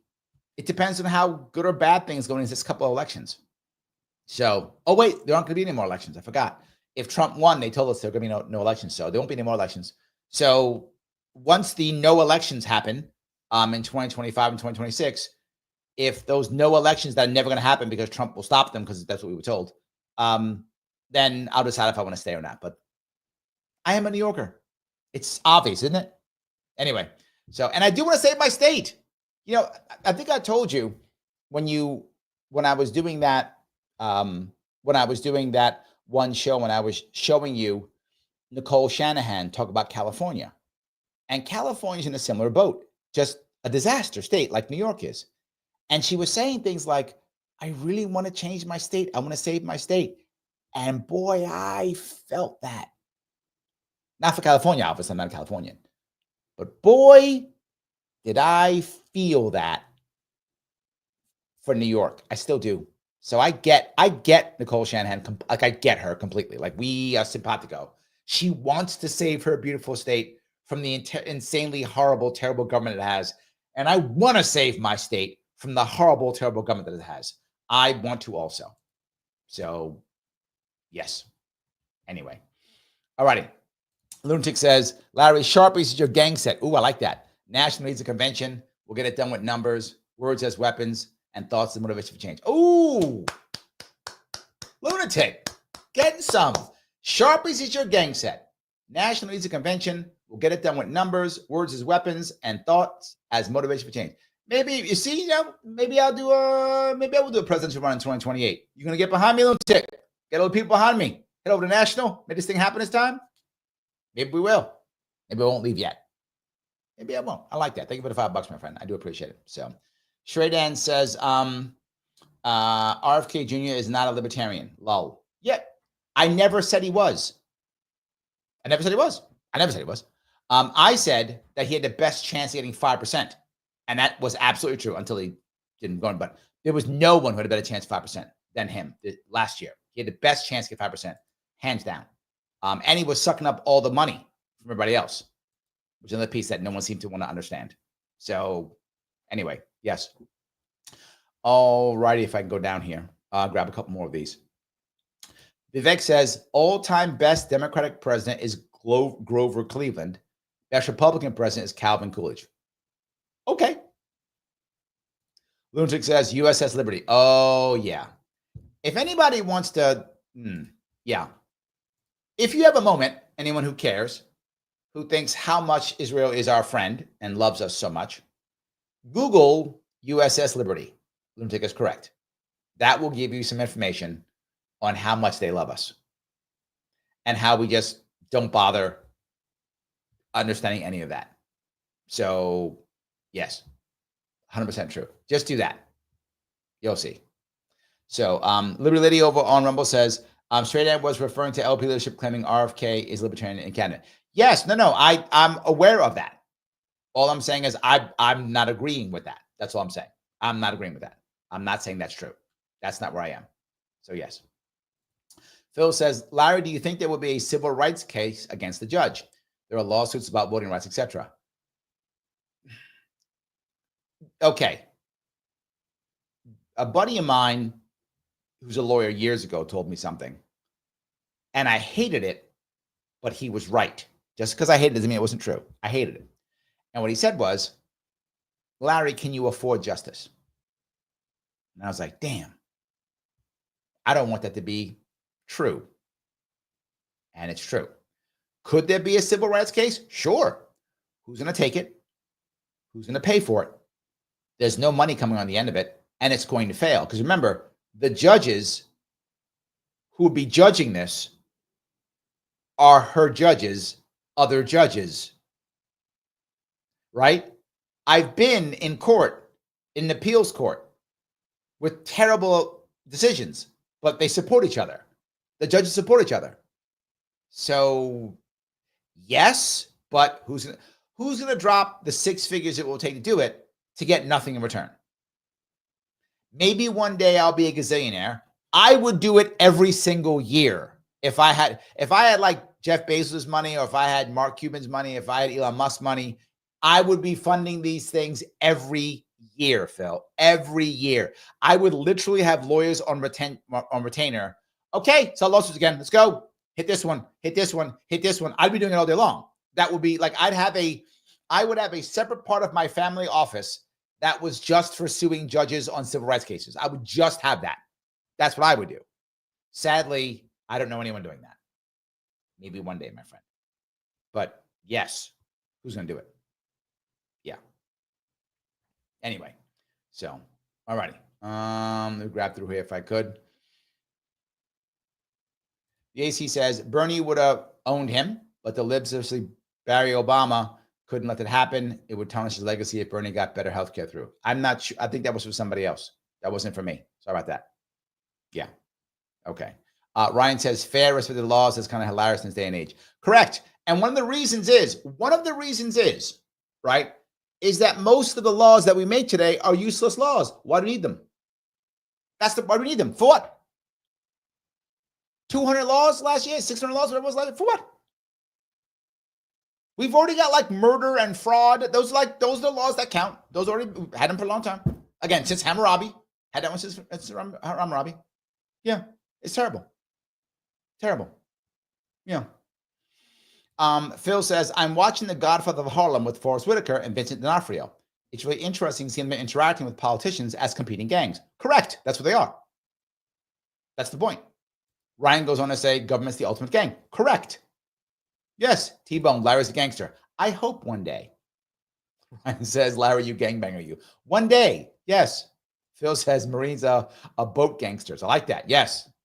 Navy CB here. There we go. Yeah, you guys are hardcore too. So yes, absolutely. 100%. Yes. Absolutely. Absolutely. So, all righty. Grab some more of these if I could. All right. Kim says, why are you not drinking from a Sharpe Way mug? I do. Because my daughters broke my mugs. This one's even cracked. So yes, that was the reason why. I had 2 or 3 Sharpe Way mugs and 2 or 3 Larry Sharpe government mugs. They broke all of them. I have to go buy new ones. That is the reason why. So yes, I don't know if you have children, Kim. I do. And they break things. That's the reason. Mike says, Netanyahu is effective and thus will continue to be in power. I'm not sure it's the effective part, Mike. I'm not sure that's the reason. I think when people believe that you're fighting for them, they tend to want to keep you, even if you're failing, right? I'm not saying he is, but even if he was failing, I still think that he has shown that, again, whether you agree with what he's doing or not, that this guy cares about his country and will do whatever it takes for his country. And I think when people see that, they're drawn to it. Even if he was failing, they'd be like, yeah, but this dude keeps fighting for me. He's still fighting. I don't care. Okay, he failed. Okay, he lost. But what the rest of the guys doing? Nothing. He's fighting. So I do think that it's more than what you're saying. I think Israelis are seeing him as someone who will do what he thinks is best for his country, no matter what, even if we disagree. And I'm not a Netanyahu fan. I'm not. Doesn't matter what I think. I'm not Israeli. It doesn't matter what I think. But I think that's true, though. People see him as he's fighting for us. Yeah. Yeah. AC says, I told you to go on Lemon. I know I got to go on Don Lemon. I got to go on. I'm going to call him up. See. Yes. Mike goes on to say, no, Hamas will not return to fighting this year, nor Hezbollah or Houthis. Iran will have the money. Yeah, that's my point. I agree with you, Mike. Except the Houthis. The Houthis still have cash. They still have cash. So I think they may go on for a bit. They still have cash. They've got some reserves left over. But you're right. I don't know where they get the money from. I don't know where they get the money from. I can't imagine. If they somehow get funded, I mean, I don't know where the money comes from. I think you're right, Mike. I can't. I'm stretching to try to find a stretch. Russians? I mean, maybe. That's a stretch. Stretch Russia. But Russia has its own problems in Ukraine. I don't know. If the war in Ukraine ends, Russia might throw money behind some of these. Maybe. Okay, there's my stretch. There's my stretch, Mike. My stretch is, if the war in Ukraine ends this year, is it possible Russia supports 1 or 2 or 3 of these in an attempt to keep these proxy wars going? Maybe. Otherwise, I can't see any other way. I think you're right. I can't see another way of doing it. So, yeah. So, anyway. All righty. Let's see if I can go down here. Phil says New Hampshire, the Libertarian homeland. Supposed to be. I'm not sure it actually is, but it is supposed to be. Ryan says Missouri is kind of Libertarian capital of the Midwest. So if I go Midwest, I got to go there? Okay. Phil says you could probably save a fortune just moving upstate. True. I have thought of it. I have been offered to be a radio talk show host in a couple of upstate markets more than once. And I've considered taking it. I've considered being like, you know what? I'm just going to go up there and be like, it's Larry Sharpe morning show or whatever. I've considered some of those things. I have. But it's a different lifestyle for me. Then I wouldn't be doing my business consulting. And I'd be working for somebody, so I'd be, concerned about what I say, getting canceled, all that kind of stuff if I work for somebody else. It's much easier me working for myself. Like I haven't had a job in 21 years. Why would I have one now? Right? So, but I have thought of it. You're right. I can move upstate, run some afternoon talk show in one of the cities up there, right? Buffalo, Rochester, Syracuse, Albany, whatever. I could do something like that, right? Probably, maybe Binghamton, maybe. So I could do something like that. So yeah, but I've decided not. But yeah, I could save money and get a job and the whole deal. But I don't know. I guess I don't want to make that change up in my life yet. Maybe when I get older. I'm still young. I'm a baby, Phil. Come on now. All right, looking over at Rumble, Liberty Lady says, Larry, hold on. Did you have a good reception at the event you went to past Tuesday? I did. I went to the Maha Action event last Tuesday in Albany. That's why I did not have my radio show Tuesday morning. So that's something that some of you actually, for some of you who probably were looking for my show on Tuesday at 1, they did a repeat show because I wasn't there live. So I was in Albany. It was pretty good. Talked to a lot of people. Probably had, I don't know, 50 people, maybe 100. I don't know, maybe 50. I couldn't tell because people were like moving around and stuff. And maybe 50. I'm guessing. I'm not sure. Mike was there. Mike, did you? I think about 50. I think that's where my head is, but I could be off. I spoke for a short time, probably 5-10 minutes. Not much long. They had me open, which was crazy. I didn't know I was going to open. I literally showed up. And they're like, "Oh my God, Larry's here. Hey, Larry, can you open on?" Sure, I'll open. So I opened for the thing. I didn't know I was opening for it. I guess other people had come late and the parking was bad. But yeah, I thought it was good. I met a lot of people who I'd already talked before and met some important leadership from. I met some important leadership up there, which was good. So that was good too. Some more people, some donors. So that was good also. Friends who I'd met in the past. That was good too. So yeah, it was good. I was happy I was there. Glad I went. Long ass ride. Had my daughter drive. So it's easy for me to drive. So yeah, I brought Mike with me. Mike came up also. Oh yeah, Joel says here over on Rumble, Mike posted a BLM group crashing it. Yes, they crashed it. Talking about Brooks. Is that guy's name? Brooks, right? Talking about him. Just yelling and screaming. Just I get you're unhappy about that. I understand that. I do. I get why people would be upset. The idea that you would just come in and crash an event that's already happening and just scream the same thing for 20 minutes and wreck everything, that kind of selfishness always makes me upset. Like only your thing matters that you're mad about. No one else's thing matters, just yours does. And that's what they did. And yeah, it was bad. Anyway, I left after that. I'm like, okay, I'm done.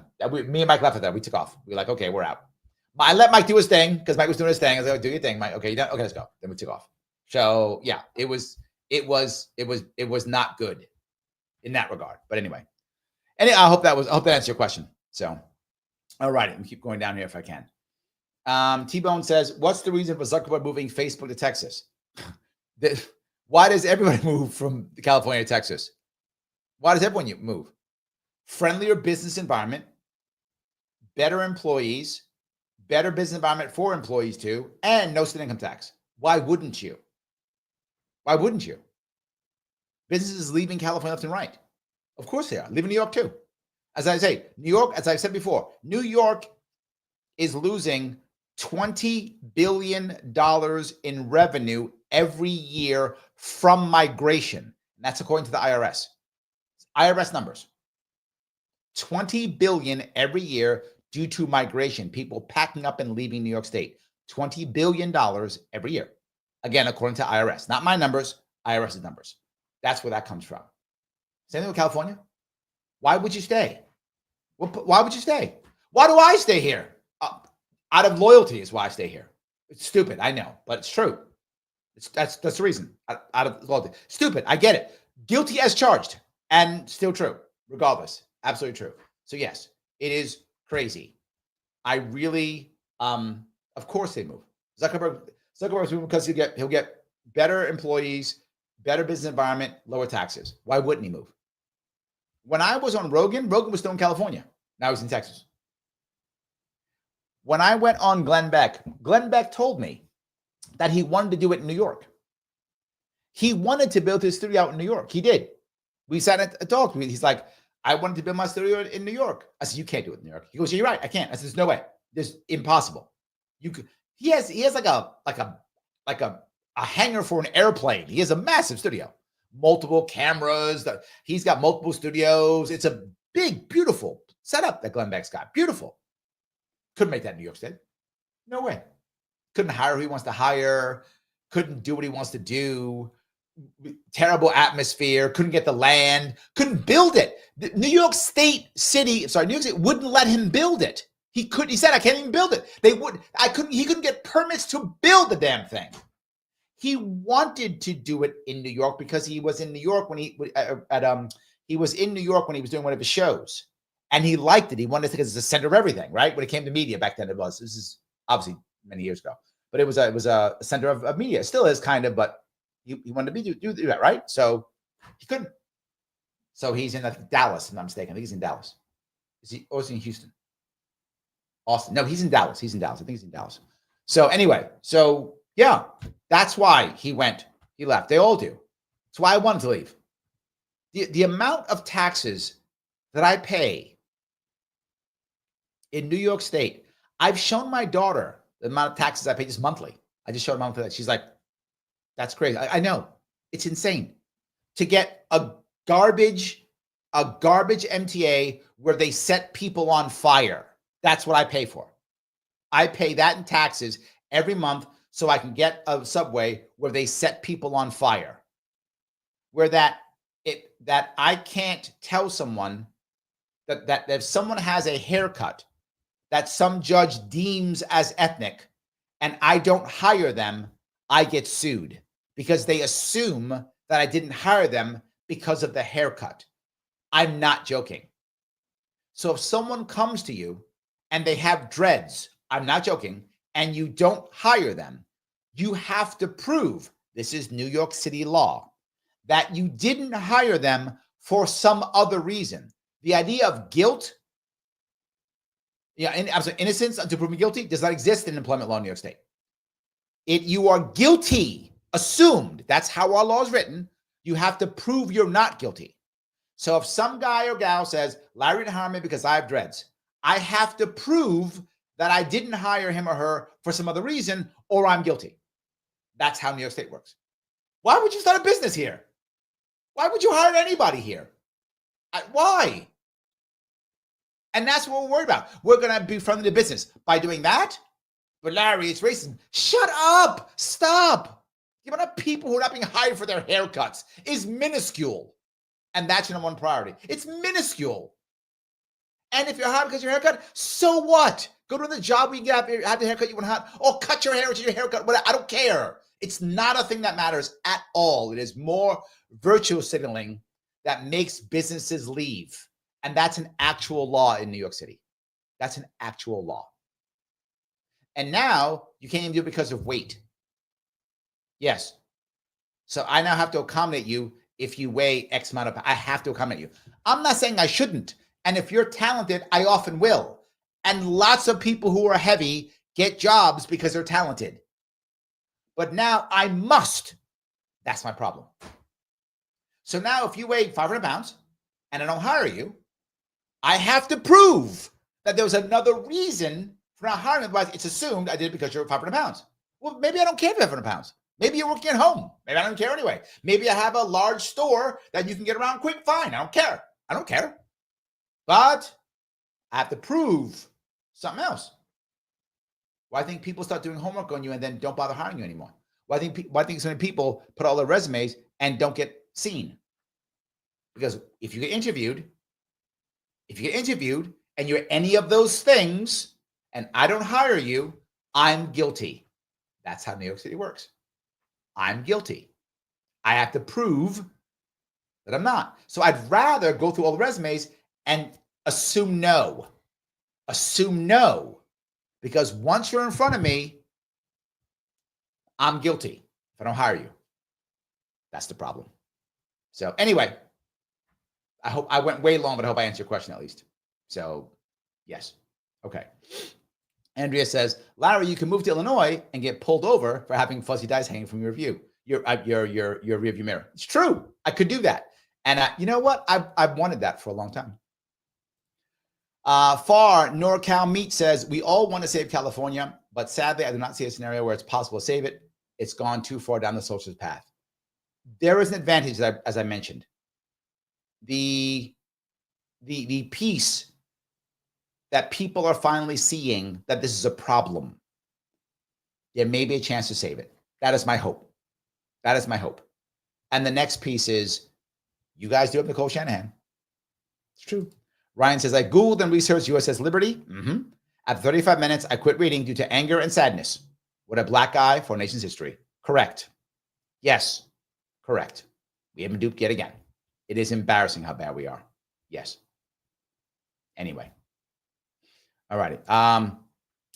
Lunatic says, if 40 subscribes, that's an army of many regiments. Yes, I agree. Yes, I agree. 100%. Absolutely.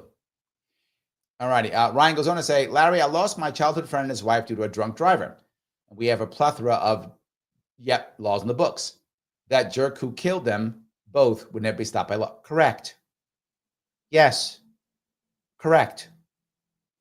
I'm not saying we shouldn't have laws. I'm not. I'm just saying that doesn't stop people from doing bad things. And I'll give you the perfect example. If your childhood friend didn't die, but he instead just lost his wife to that drunk driver, and if that drunk driver was still alive, if your childhood friend believed in the system, he won't go after that drunk driver because he will let the gang take care of it, as is supposed to happen, as is the reason why you submit to the gang. You submit to the gang, you submit to the mobster, because the mobster, it's a protection racket. The mobster agrees that if someone does something to you, they will take care of them. That's what the mob boss says. Do you trust your mob boss? That drunk driver gets his. I don't have to say, I don't do anything. I'm part of the gang. I've submitted to the gang. That's what I get. But if he thought nothing's going to happen to that drunk driver, that drunk driver might have an accident later. If you know what I'm saying. That's what laws do. Laws can ensure that if your childhood friend had survived, that he wouldn't go after and go, oh, you took my wife, now I'm taking your wife, and I'm taking you, which is what used to happen. That used to be the thing. And that's when you get blood feuds that last 100 years. But if everyone agrees to the gang, then the gang and provides justice for the childhood friend. So he doesn't have to go do it himself. That's why he submits to the gang. That's why you pay your taxes. It's a protection racket. This is just the mob. I'm not making this up. It's what it is. It's the mob. So, but when it's the mob, if someone, what does the mobster say? Nice store you got here. Shame somebody, you did something to it. Okay, then I'm paying my protection racket. So if someone does something to it, then you got to go get them. That's why I pay my protection. What am I paying protection for? For nothing. These guys robbed my store. I better see some ass whipping happening. That's why I pay my protection. That's taxes. That's government. So yes. So anyway, all right. Jamie goes on to say Israel is not a real ally of the United States. That's true. And I'm not mad at him. It's just true. I agree. It's true. So, any case. Let me grab this if I could. Lunatic says, imagine if wars were fought on goods and resources and whether or not your fighters starve. Imagine if wars were fought on goods and resources and whether or not your fighters starve. I'm not sure what you mean by that. You want to say, imagine if the populace stopped sending goods to market and function. I mean, it could happen. The problem is, right, this is the problem that I keep talking about. A lot of people want to fix the system quickly. I do too. The problem is so many of us are beholden to it.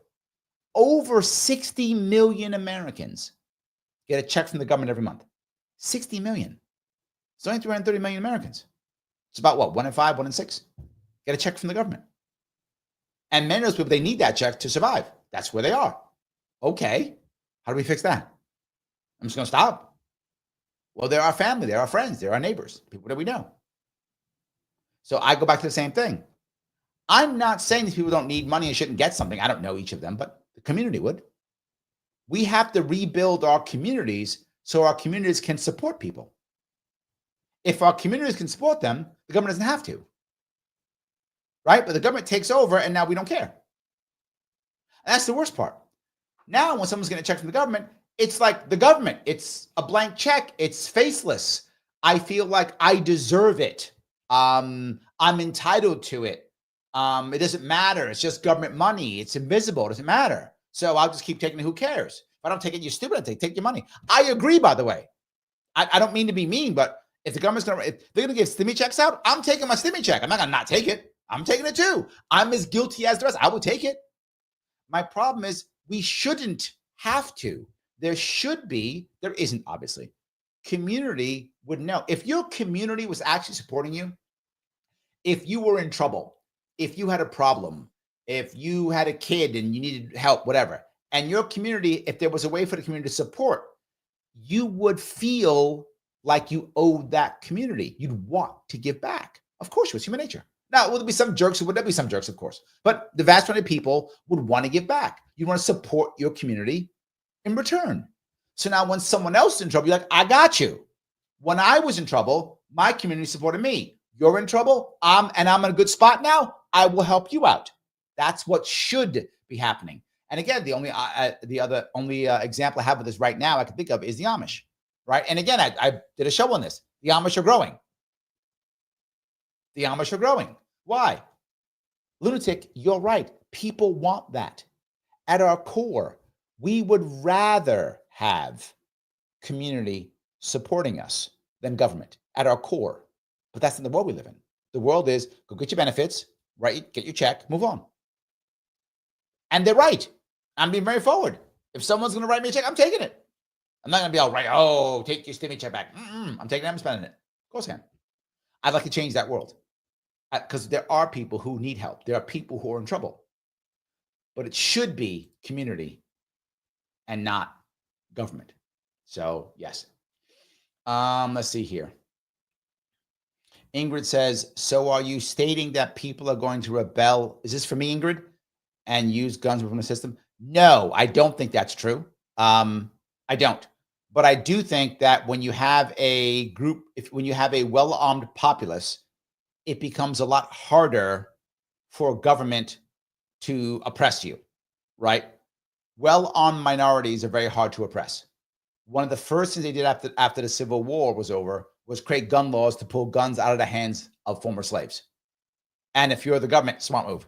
If you're a Southern government, really smart move, right? For them, of course, right? You have a bunch of people who you've been screwed over, have nothing to lose. They can do a lot of damage. Of course, that's why they do it. I get that. I don't agree with it, but I get it. So I don't think it's going to happen. But does that encourage them to rebel? No. Does it discourage government from oppressing? Yes. How do I know that? I think one of the best answers, one of the best examples of that was the Bundy Ranch. Was that Wyoming? Colorado? I forgot where, somewhere out west. I forgot where that was. I think it was Wyoming.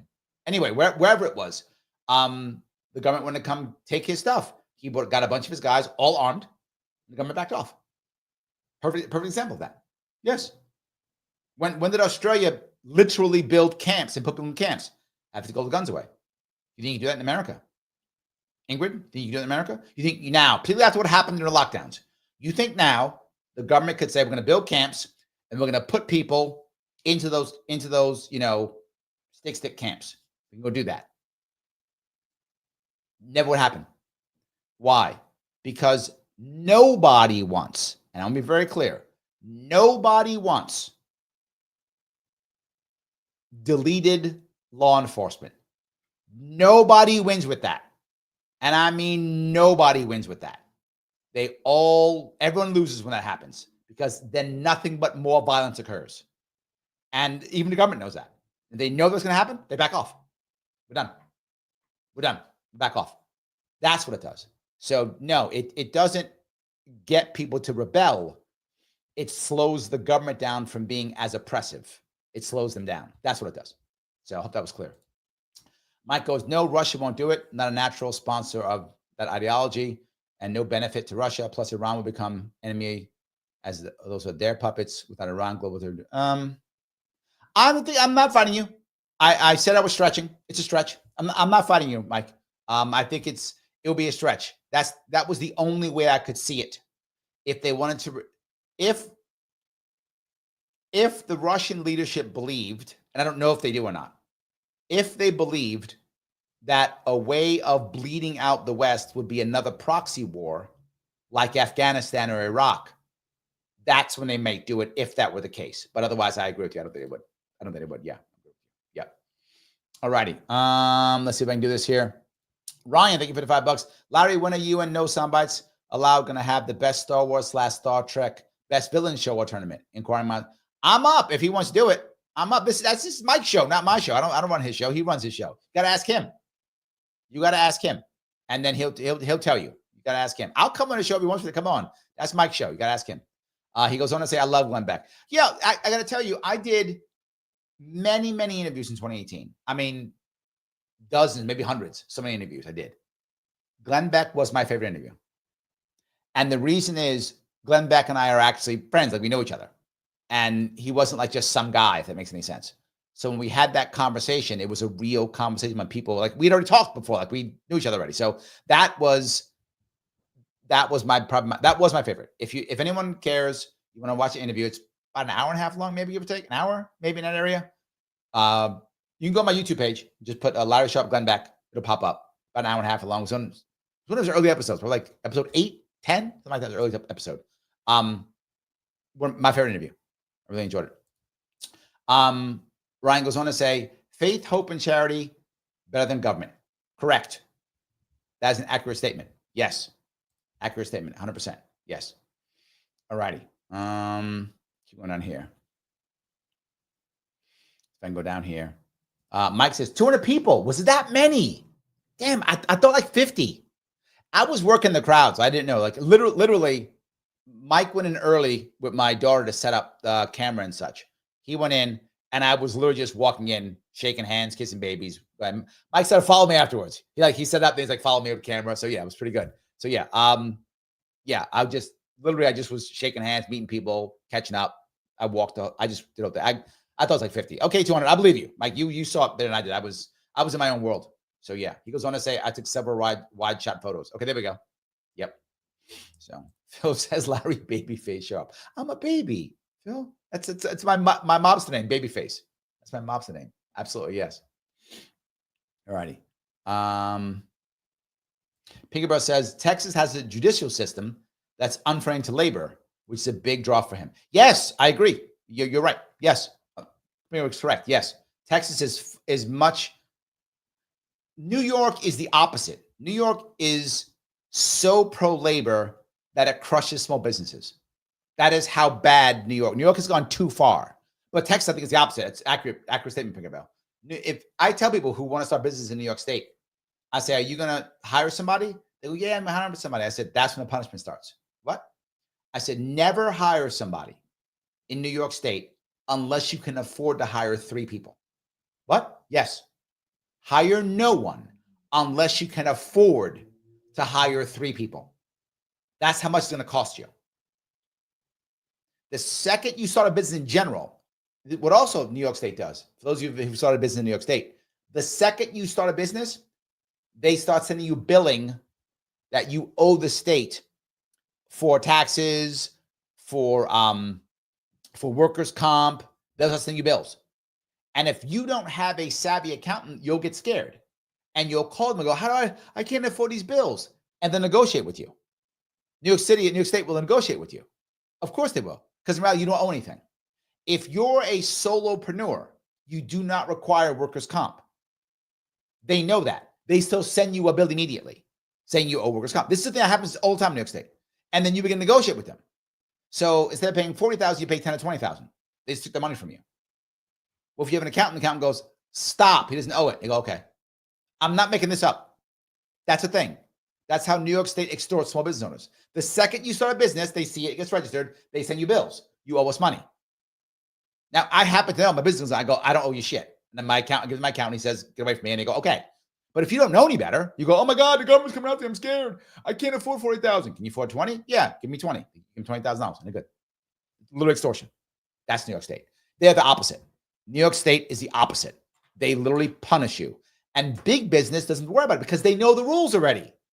So big business, and they're already companies already. So they laugh at this stuff, right? In fact, what some of you may not know, the bigger the business you are, by percentage, the less you pay in fines and fees. Why? You negotiate them.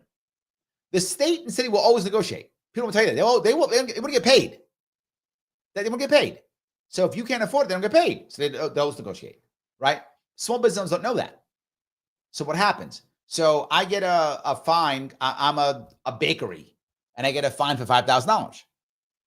I just want to pay it. I'm scared. They got to pay us, and they shake their fist at you and get scared, and you pay $5,000. Okay, but I'm not a bakery. I'm a huge bakery, and I own one large bakery and 10 stores. Well, now I got 10 stores. I got tons of stuff now. Well, I get problems too. Same problems because the laws are written, regulations are written so poorly to ensure that you're always fined. That's why they write so many of them. You can never know them all. It's impossible to know them all. So you will get fined. So you get fined. In fact, when like health inspectors come, they literally say openly, I got to find something on you. They will tell you that. Picabella, I wish I was making this up. I'm not. Ask anybody who lives in New York City who gets inspected by the state or the city. They what? I got to find something on you. They will just keep looking until they find something. Because they have to, they've got to validate them being around. So they got to find something. So now I own 10 bakeries. So they find something on all my bakeries, right? And my fines are, I don't know, $400,000. I'm not paying that. I'm not paying $400,000. I'm not paying that. I go, yes, Larry, you have to, because that guy paid $5,000. Oh, it's $50,000. You got to pay. So you 10, you got $50,000. I'm not paying $50,000. No way. I'm not going to pay $50,000. I'm not paying you that. You owe us whatever. I paid 10. Okay. So that works. I pay 10. Okay. So I give them 10,000 for 10 stores, but you pay 5,000 for one store. That's New York City. That's New York State. And that happens all the time. And I say this openly, like this is live. So if I'm wrong, you could sue me. The state could sue me for libel or whatever. What is libel? Whatever is the thing. Not libel. It's not print. Whatever. Defamation. Whatever. They could say I'm whatever. They don't ever because it's true. I could probably find 15 witnesses tomorrow in my local area that will go, yeah, Larry's right. And they don't want that. They don't want that in court. They don't want that legally to be in court, that their people do that shit. Do it all the time. That is the norm. And again, one of the worst ones are like the FedExes and the UPSs and those guys, right? They run literally millions of dollars in parking tickets. Millions, probably tens of millions of dollars in parking tickets every year in New York City. Millions of dollars. They pay probably 10 cents on a dollar. They wrap them all up at the end, right? End of the year. Okay, here's how we owe. We owe what, 8 million? We'll give you $1 million. New York City goes, okay, done. But I get a ticket for $120. I'm paying $120 or I'm going to jail. My ticket's $120. I'm paying $120, Pinkerbell, or I'm going to jail. But FedEx, 10 cents on a dollar, 20 cents on a dollar. It's fine. That's how it works. So yeah. Straight N says, the state inspectors practice lying. This is from Straight N, somebody else. Nobody is that clean. If I don't find something, I'm not doing my job. So we give them something cheap and easy to fix. This is not from me. This is from Straight N. This is literally from Straight N on Rumble saying that. I didn't say that. Him. He knows. We know. That's how it works. Yes. I wish we were making this up, but that's how it works. Yes. All righty. Let's see here. Michael's going to say, I was very upset. No major media covered the Maha rally in Albany. Same day as they had the state. They were there. No excuse. They had a time. They then suppressed coverage by independents like you and me. Correct. Yes. Absolutely true. Yes. Yep. So anyway, I hope I answered your question. I know you asked a long one, but I hope I answered it. I'd ping a bell. And I hope I walk down that road the way you want me to walk down. It is a problem. So, yes. All righty. Let's see here. Andrea says, some people look great on their resume, but are terrible at personal skills. Correct. Yes, that's true. 100%. Mike says, 40K is a reference to Warhammer miniature gaming system at Larry. Lots of lore where Space Marines are central. I'm an Alfarius. Oh, sorry about that. Yeah. Sorry. Ryan says, Larry, what you said about my childhood friend makes sense. Yes. That's what it's about. That's what it's about. Yes. Joel goes on Rumble and he says, that works for electrical inspectors. I've seen it. Yes. Triden says, I carried the ladder for state inspectors in a hospital. Yes. That's how it works. I wish I was making this up. I'm not making this up. Yes. Christine says, an armed society is a polite society. If it's happy, Christine, and that was my piece, we have to make sure that we have happy people who can find purpose, who can find love, who can find respect. You find that, and you are correct. Without it, you have a dangerous society, right? Yes, absolutely. Andrea said, did you hear Walgreens CEO said that locking up products hurts their bottom line even more than theft? How more Walgreens are going to close as their solution made it worse? Walgreens is closing, more and more of them. New York City is losing tons of them. New York City is losing CVS, Walgreens, Dwayne, all losing them all. They're all leaving. It's true. You can't stop anymore. We can't stop anymore. The theft is just too much, and people are deciding to not do it anymore. So people aren't buying there anymore. So they're either buying. The problem is, this goes where I was talking about the check, right? Here's the problem. If I walk towards my Walgreens or towards my CVS or whatever, on the way there, I can find people selling what they stole on the street. I'm not joking. Mike lives in New York City too. He can tell me if I'm wrong or right. He knows it too. You can find them selling those goods they stole on the street for half the price. I shouldn't buy it. But if I go in there, I'm going to pay twice as much because I'm paying for the guys who stole. And I got to wait forever. And I got to be like I'm a criminal while I'm there. Or I can just buy it from this guy at half price and I'm done. And they do nothing about it. The cops don't care. The cops don't stop it. And the prosecutors won't stop it. And the city doesn't care. So now I become the sucker for going to the store and paying the higher price and waiting longer and putting up with more shit. I'm now the sucker. I just bought on the street. What's wrong with me? Who's stupid? Me or them? That's what winds up happening. That's why these places have a market. They shouldn't have a market. But at one point, New Yorkers go, what am I, stupid? I'll buy it here.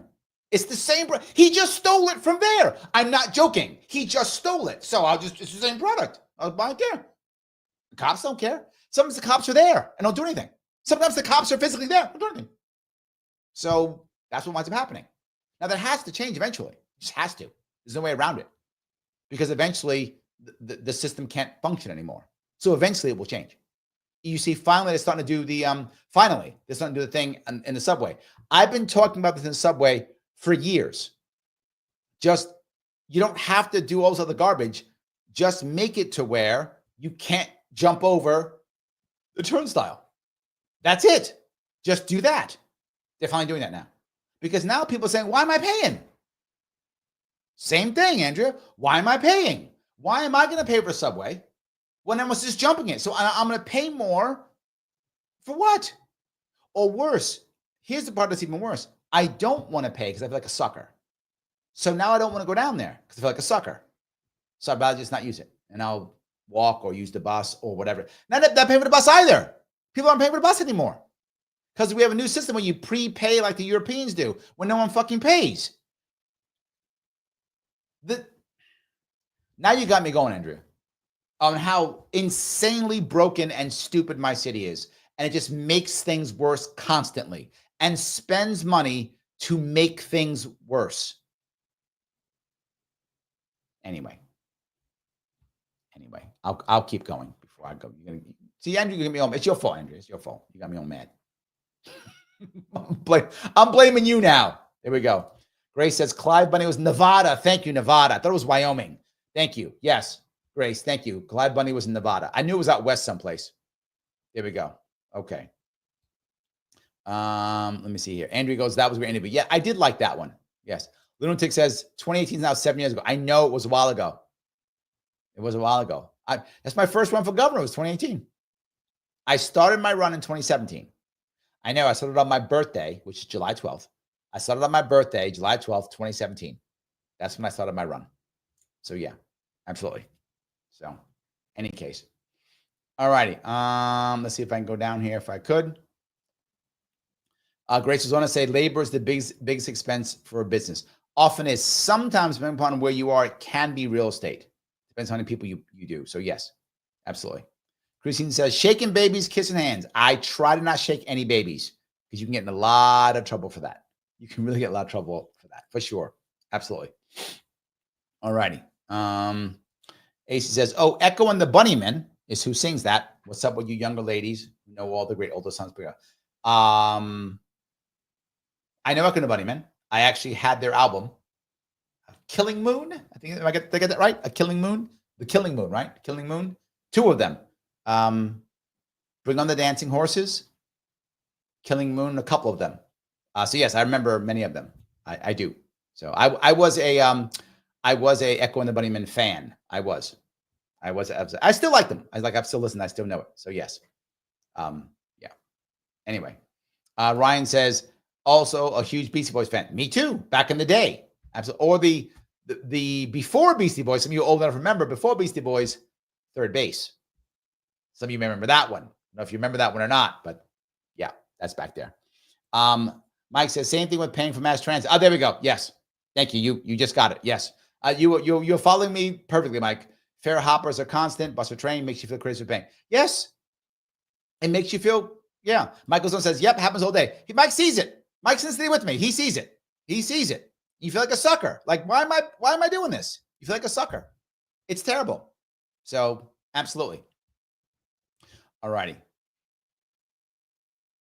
I think, all right. Michael goes on to say, more into Dead Kennedys and The Cure. I was also a huge Cure fan. I had all of the Cure songs, all of them. All of them. Back from Let's Go to Bed, 70s. Killing an Arab, 70s also. All the way to their 1990s stuff. They did something in 2000, I think. Yeah, I had all their CDs, all this stuff, all of it. Yeah. I remember Let's Go to Bed. I saw the video on MTV. Remember that one. So yes. And the lead singer, Robert Smith, by the way, with his wife since he was 14 years old. Same woman. Now, has he cheated or not? Who knows? He is a band lead singer, so he may have been dodged around a bit. Who knows? But he's still with her, at least I know, since he was 14 years old. So yes, interesting. So anyway, Ryan, thank you for the $5. Larry, I know you're a pizza fascist. True. Just know that I'm a hamburger fascist. Okay. In-N-Out and Hardee's for me, but mostly it's local places. Okay, I'm gonna tell you something. I actually like In-N-Out burgers a lot. I really do like In-N-Out burgers. And I'd only gone the In-N-Out is West Coast, so you don't know. In-N-Out burger is West Coast. You can't get them in New York. I mean, unless they had when they brought up something, but no, it's West Coast. So I remember I was in, when was this? I think I actually this had to be early 90s. I think I was in California. I was at Camp Pendleton, Marine Corps base, and someone took me to In-N-Out. And I was like, this is good. And when I thought, I don't know if it's true then, if it's still true now, but then that's all In-N-Out had. Like you got burgers and fries. It was like a menu was just like, you can get like 1 burger and French fries, or you can get 2 burgers and French fries. And whatever, like, and that was like it. That's what you could get. There wasn't like, and there's our chicken sandwich. And no. If you come in here, get burgers, or why are you here? That literally was what In-N-Out was about. And I thought, this is amazing. And they're delicious. I completely agree. I like it. I like In-N-Out. I think I agree completely. And I also do like, to your point, like a diner burger, like a regular restaurant burger. I like both of those. I am with you 100% on this. Yes. But I am a pizza fascist. Accurate. Guilty as charged. Grace says, Larry, you are so Gen X like me. I am Gen X. It's true. I am. I'm a Gen Xer. It is true. You guys may not know. I know I look like a baby and like I'm 20 years old, but I'm not. I'm 56. So I'm absolutely a Gen Xer. I was born 1968. I'm a Gen Xer, 100%. Ryan says, my mom, conservative Republican, and I were Cure fans in the 80s. We sang their songs as she thought it would help with my dyslexia. Aw, that's cute. I love that. That is great. I always thought that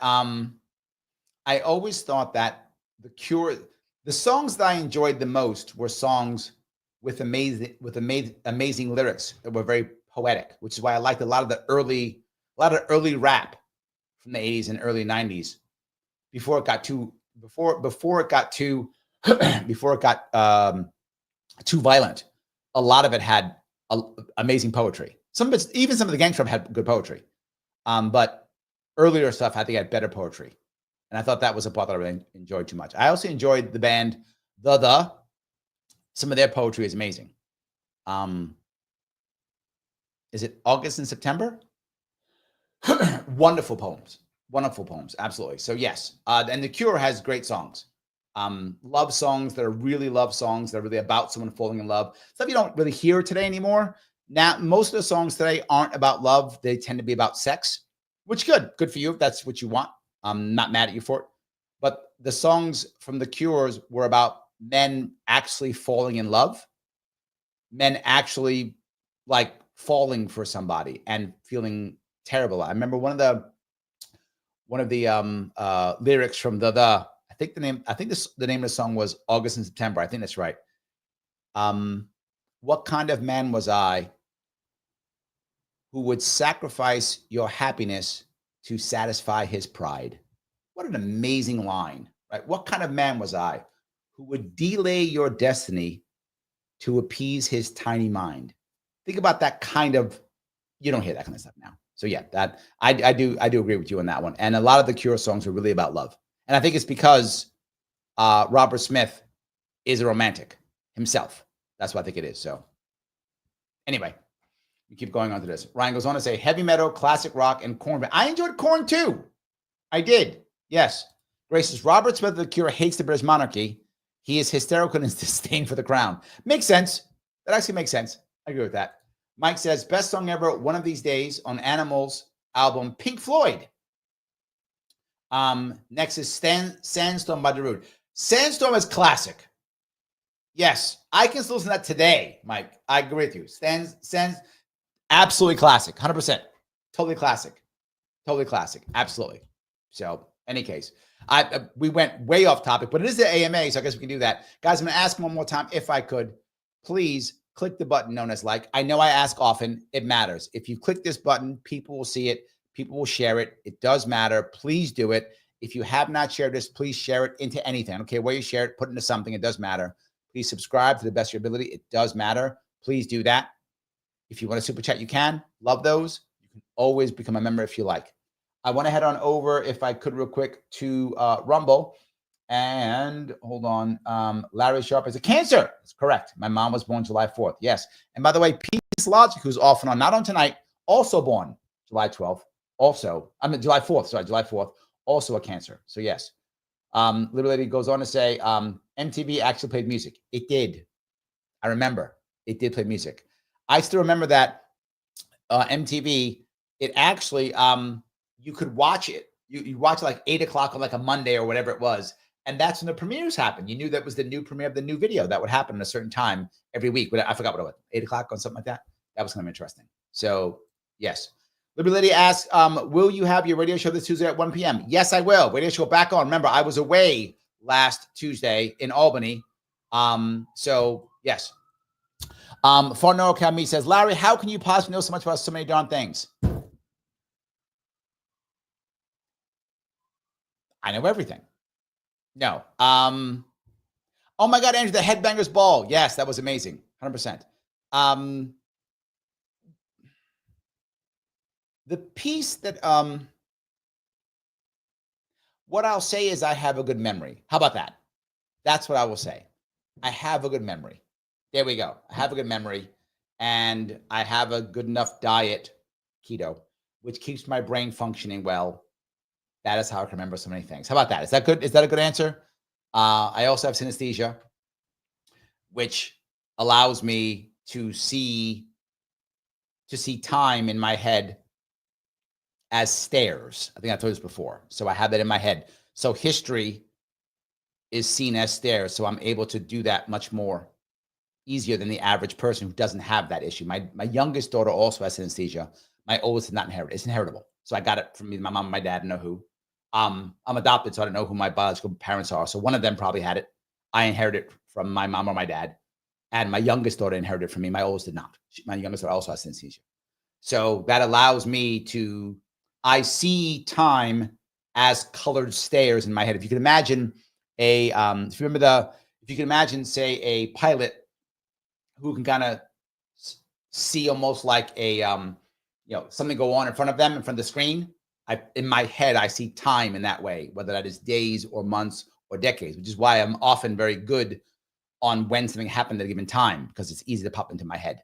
So that's why. It's one reason. I also have a very good memory, and I'm also an audible learner, and that's very few people are actually audible learners.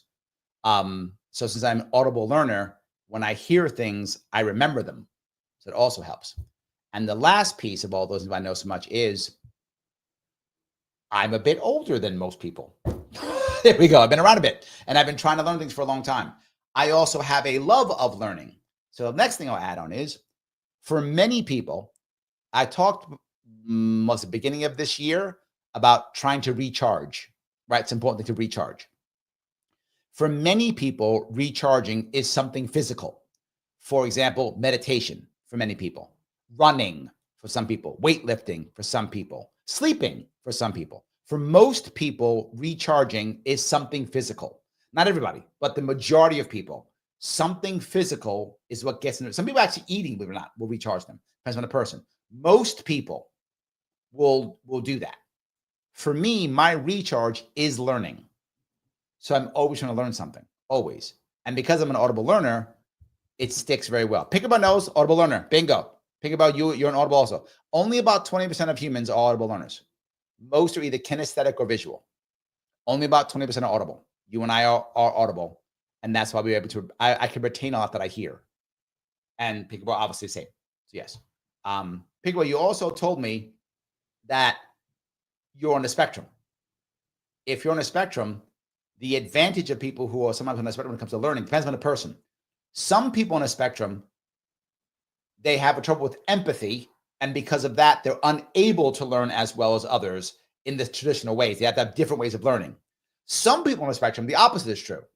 They're able to actually push other things out. So that when they hear something, they're able to focus so strongly, they remember it almost like phenomenal. Depends on where you are on the spectrum. So you may be on that part of the spectrum. I don't know your details, Pink, about, but you may be on that piece of spectrum to where you can focus with your listening. So boom, everything else goes away. You'll find some people who are on the spectrum who, if they see something, everything else goes away. They can just see the one thing, and it gives them almost like a photographic memory. But they're visual learners. Audible learners like yourself, Pink, about, you probably have an ability to do that. That's my assumption. I don't know if that's true, but it's for what you're telling me, it sounds that way. So that's what it sounds like. Yes. Fonoka says, Larry, it sounds like you're a type of genius. I'm older than you and haven't accumulated that much knowledge. I'm a visual learner. Most people are visual learners. Yeah. Oh, Primo says, yes, that's pretty close. That's the norm. That's what I figured. Yes, that is the norm. That for someone like you, that makes sense. There we go. Good. Guys, I want to say thank you so much for this evening. I'm going to let you guys run. I do have to go back to work this weekend. If I feel motivated, I might do a show this weekend, but I probably won't be forward. I'm crazy busy. I'm going to catch up on a lot of work, but I will be doing an inauguration day, and I am grabbing Mike Voss for Monday night. So you can go yell at him or me, either one you like, on Monday. Please, at the end of this, if you give me a small favor, I always ask for something at the end of the show for you to put something someplace. So please do me a favor, put your favorite song or favorite band, either one, as a comment after this is over, either on YouTube, Facebook, wherever you are. I will respond. I will see you all very soon.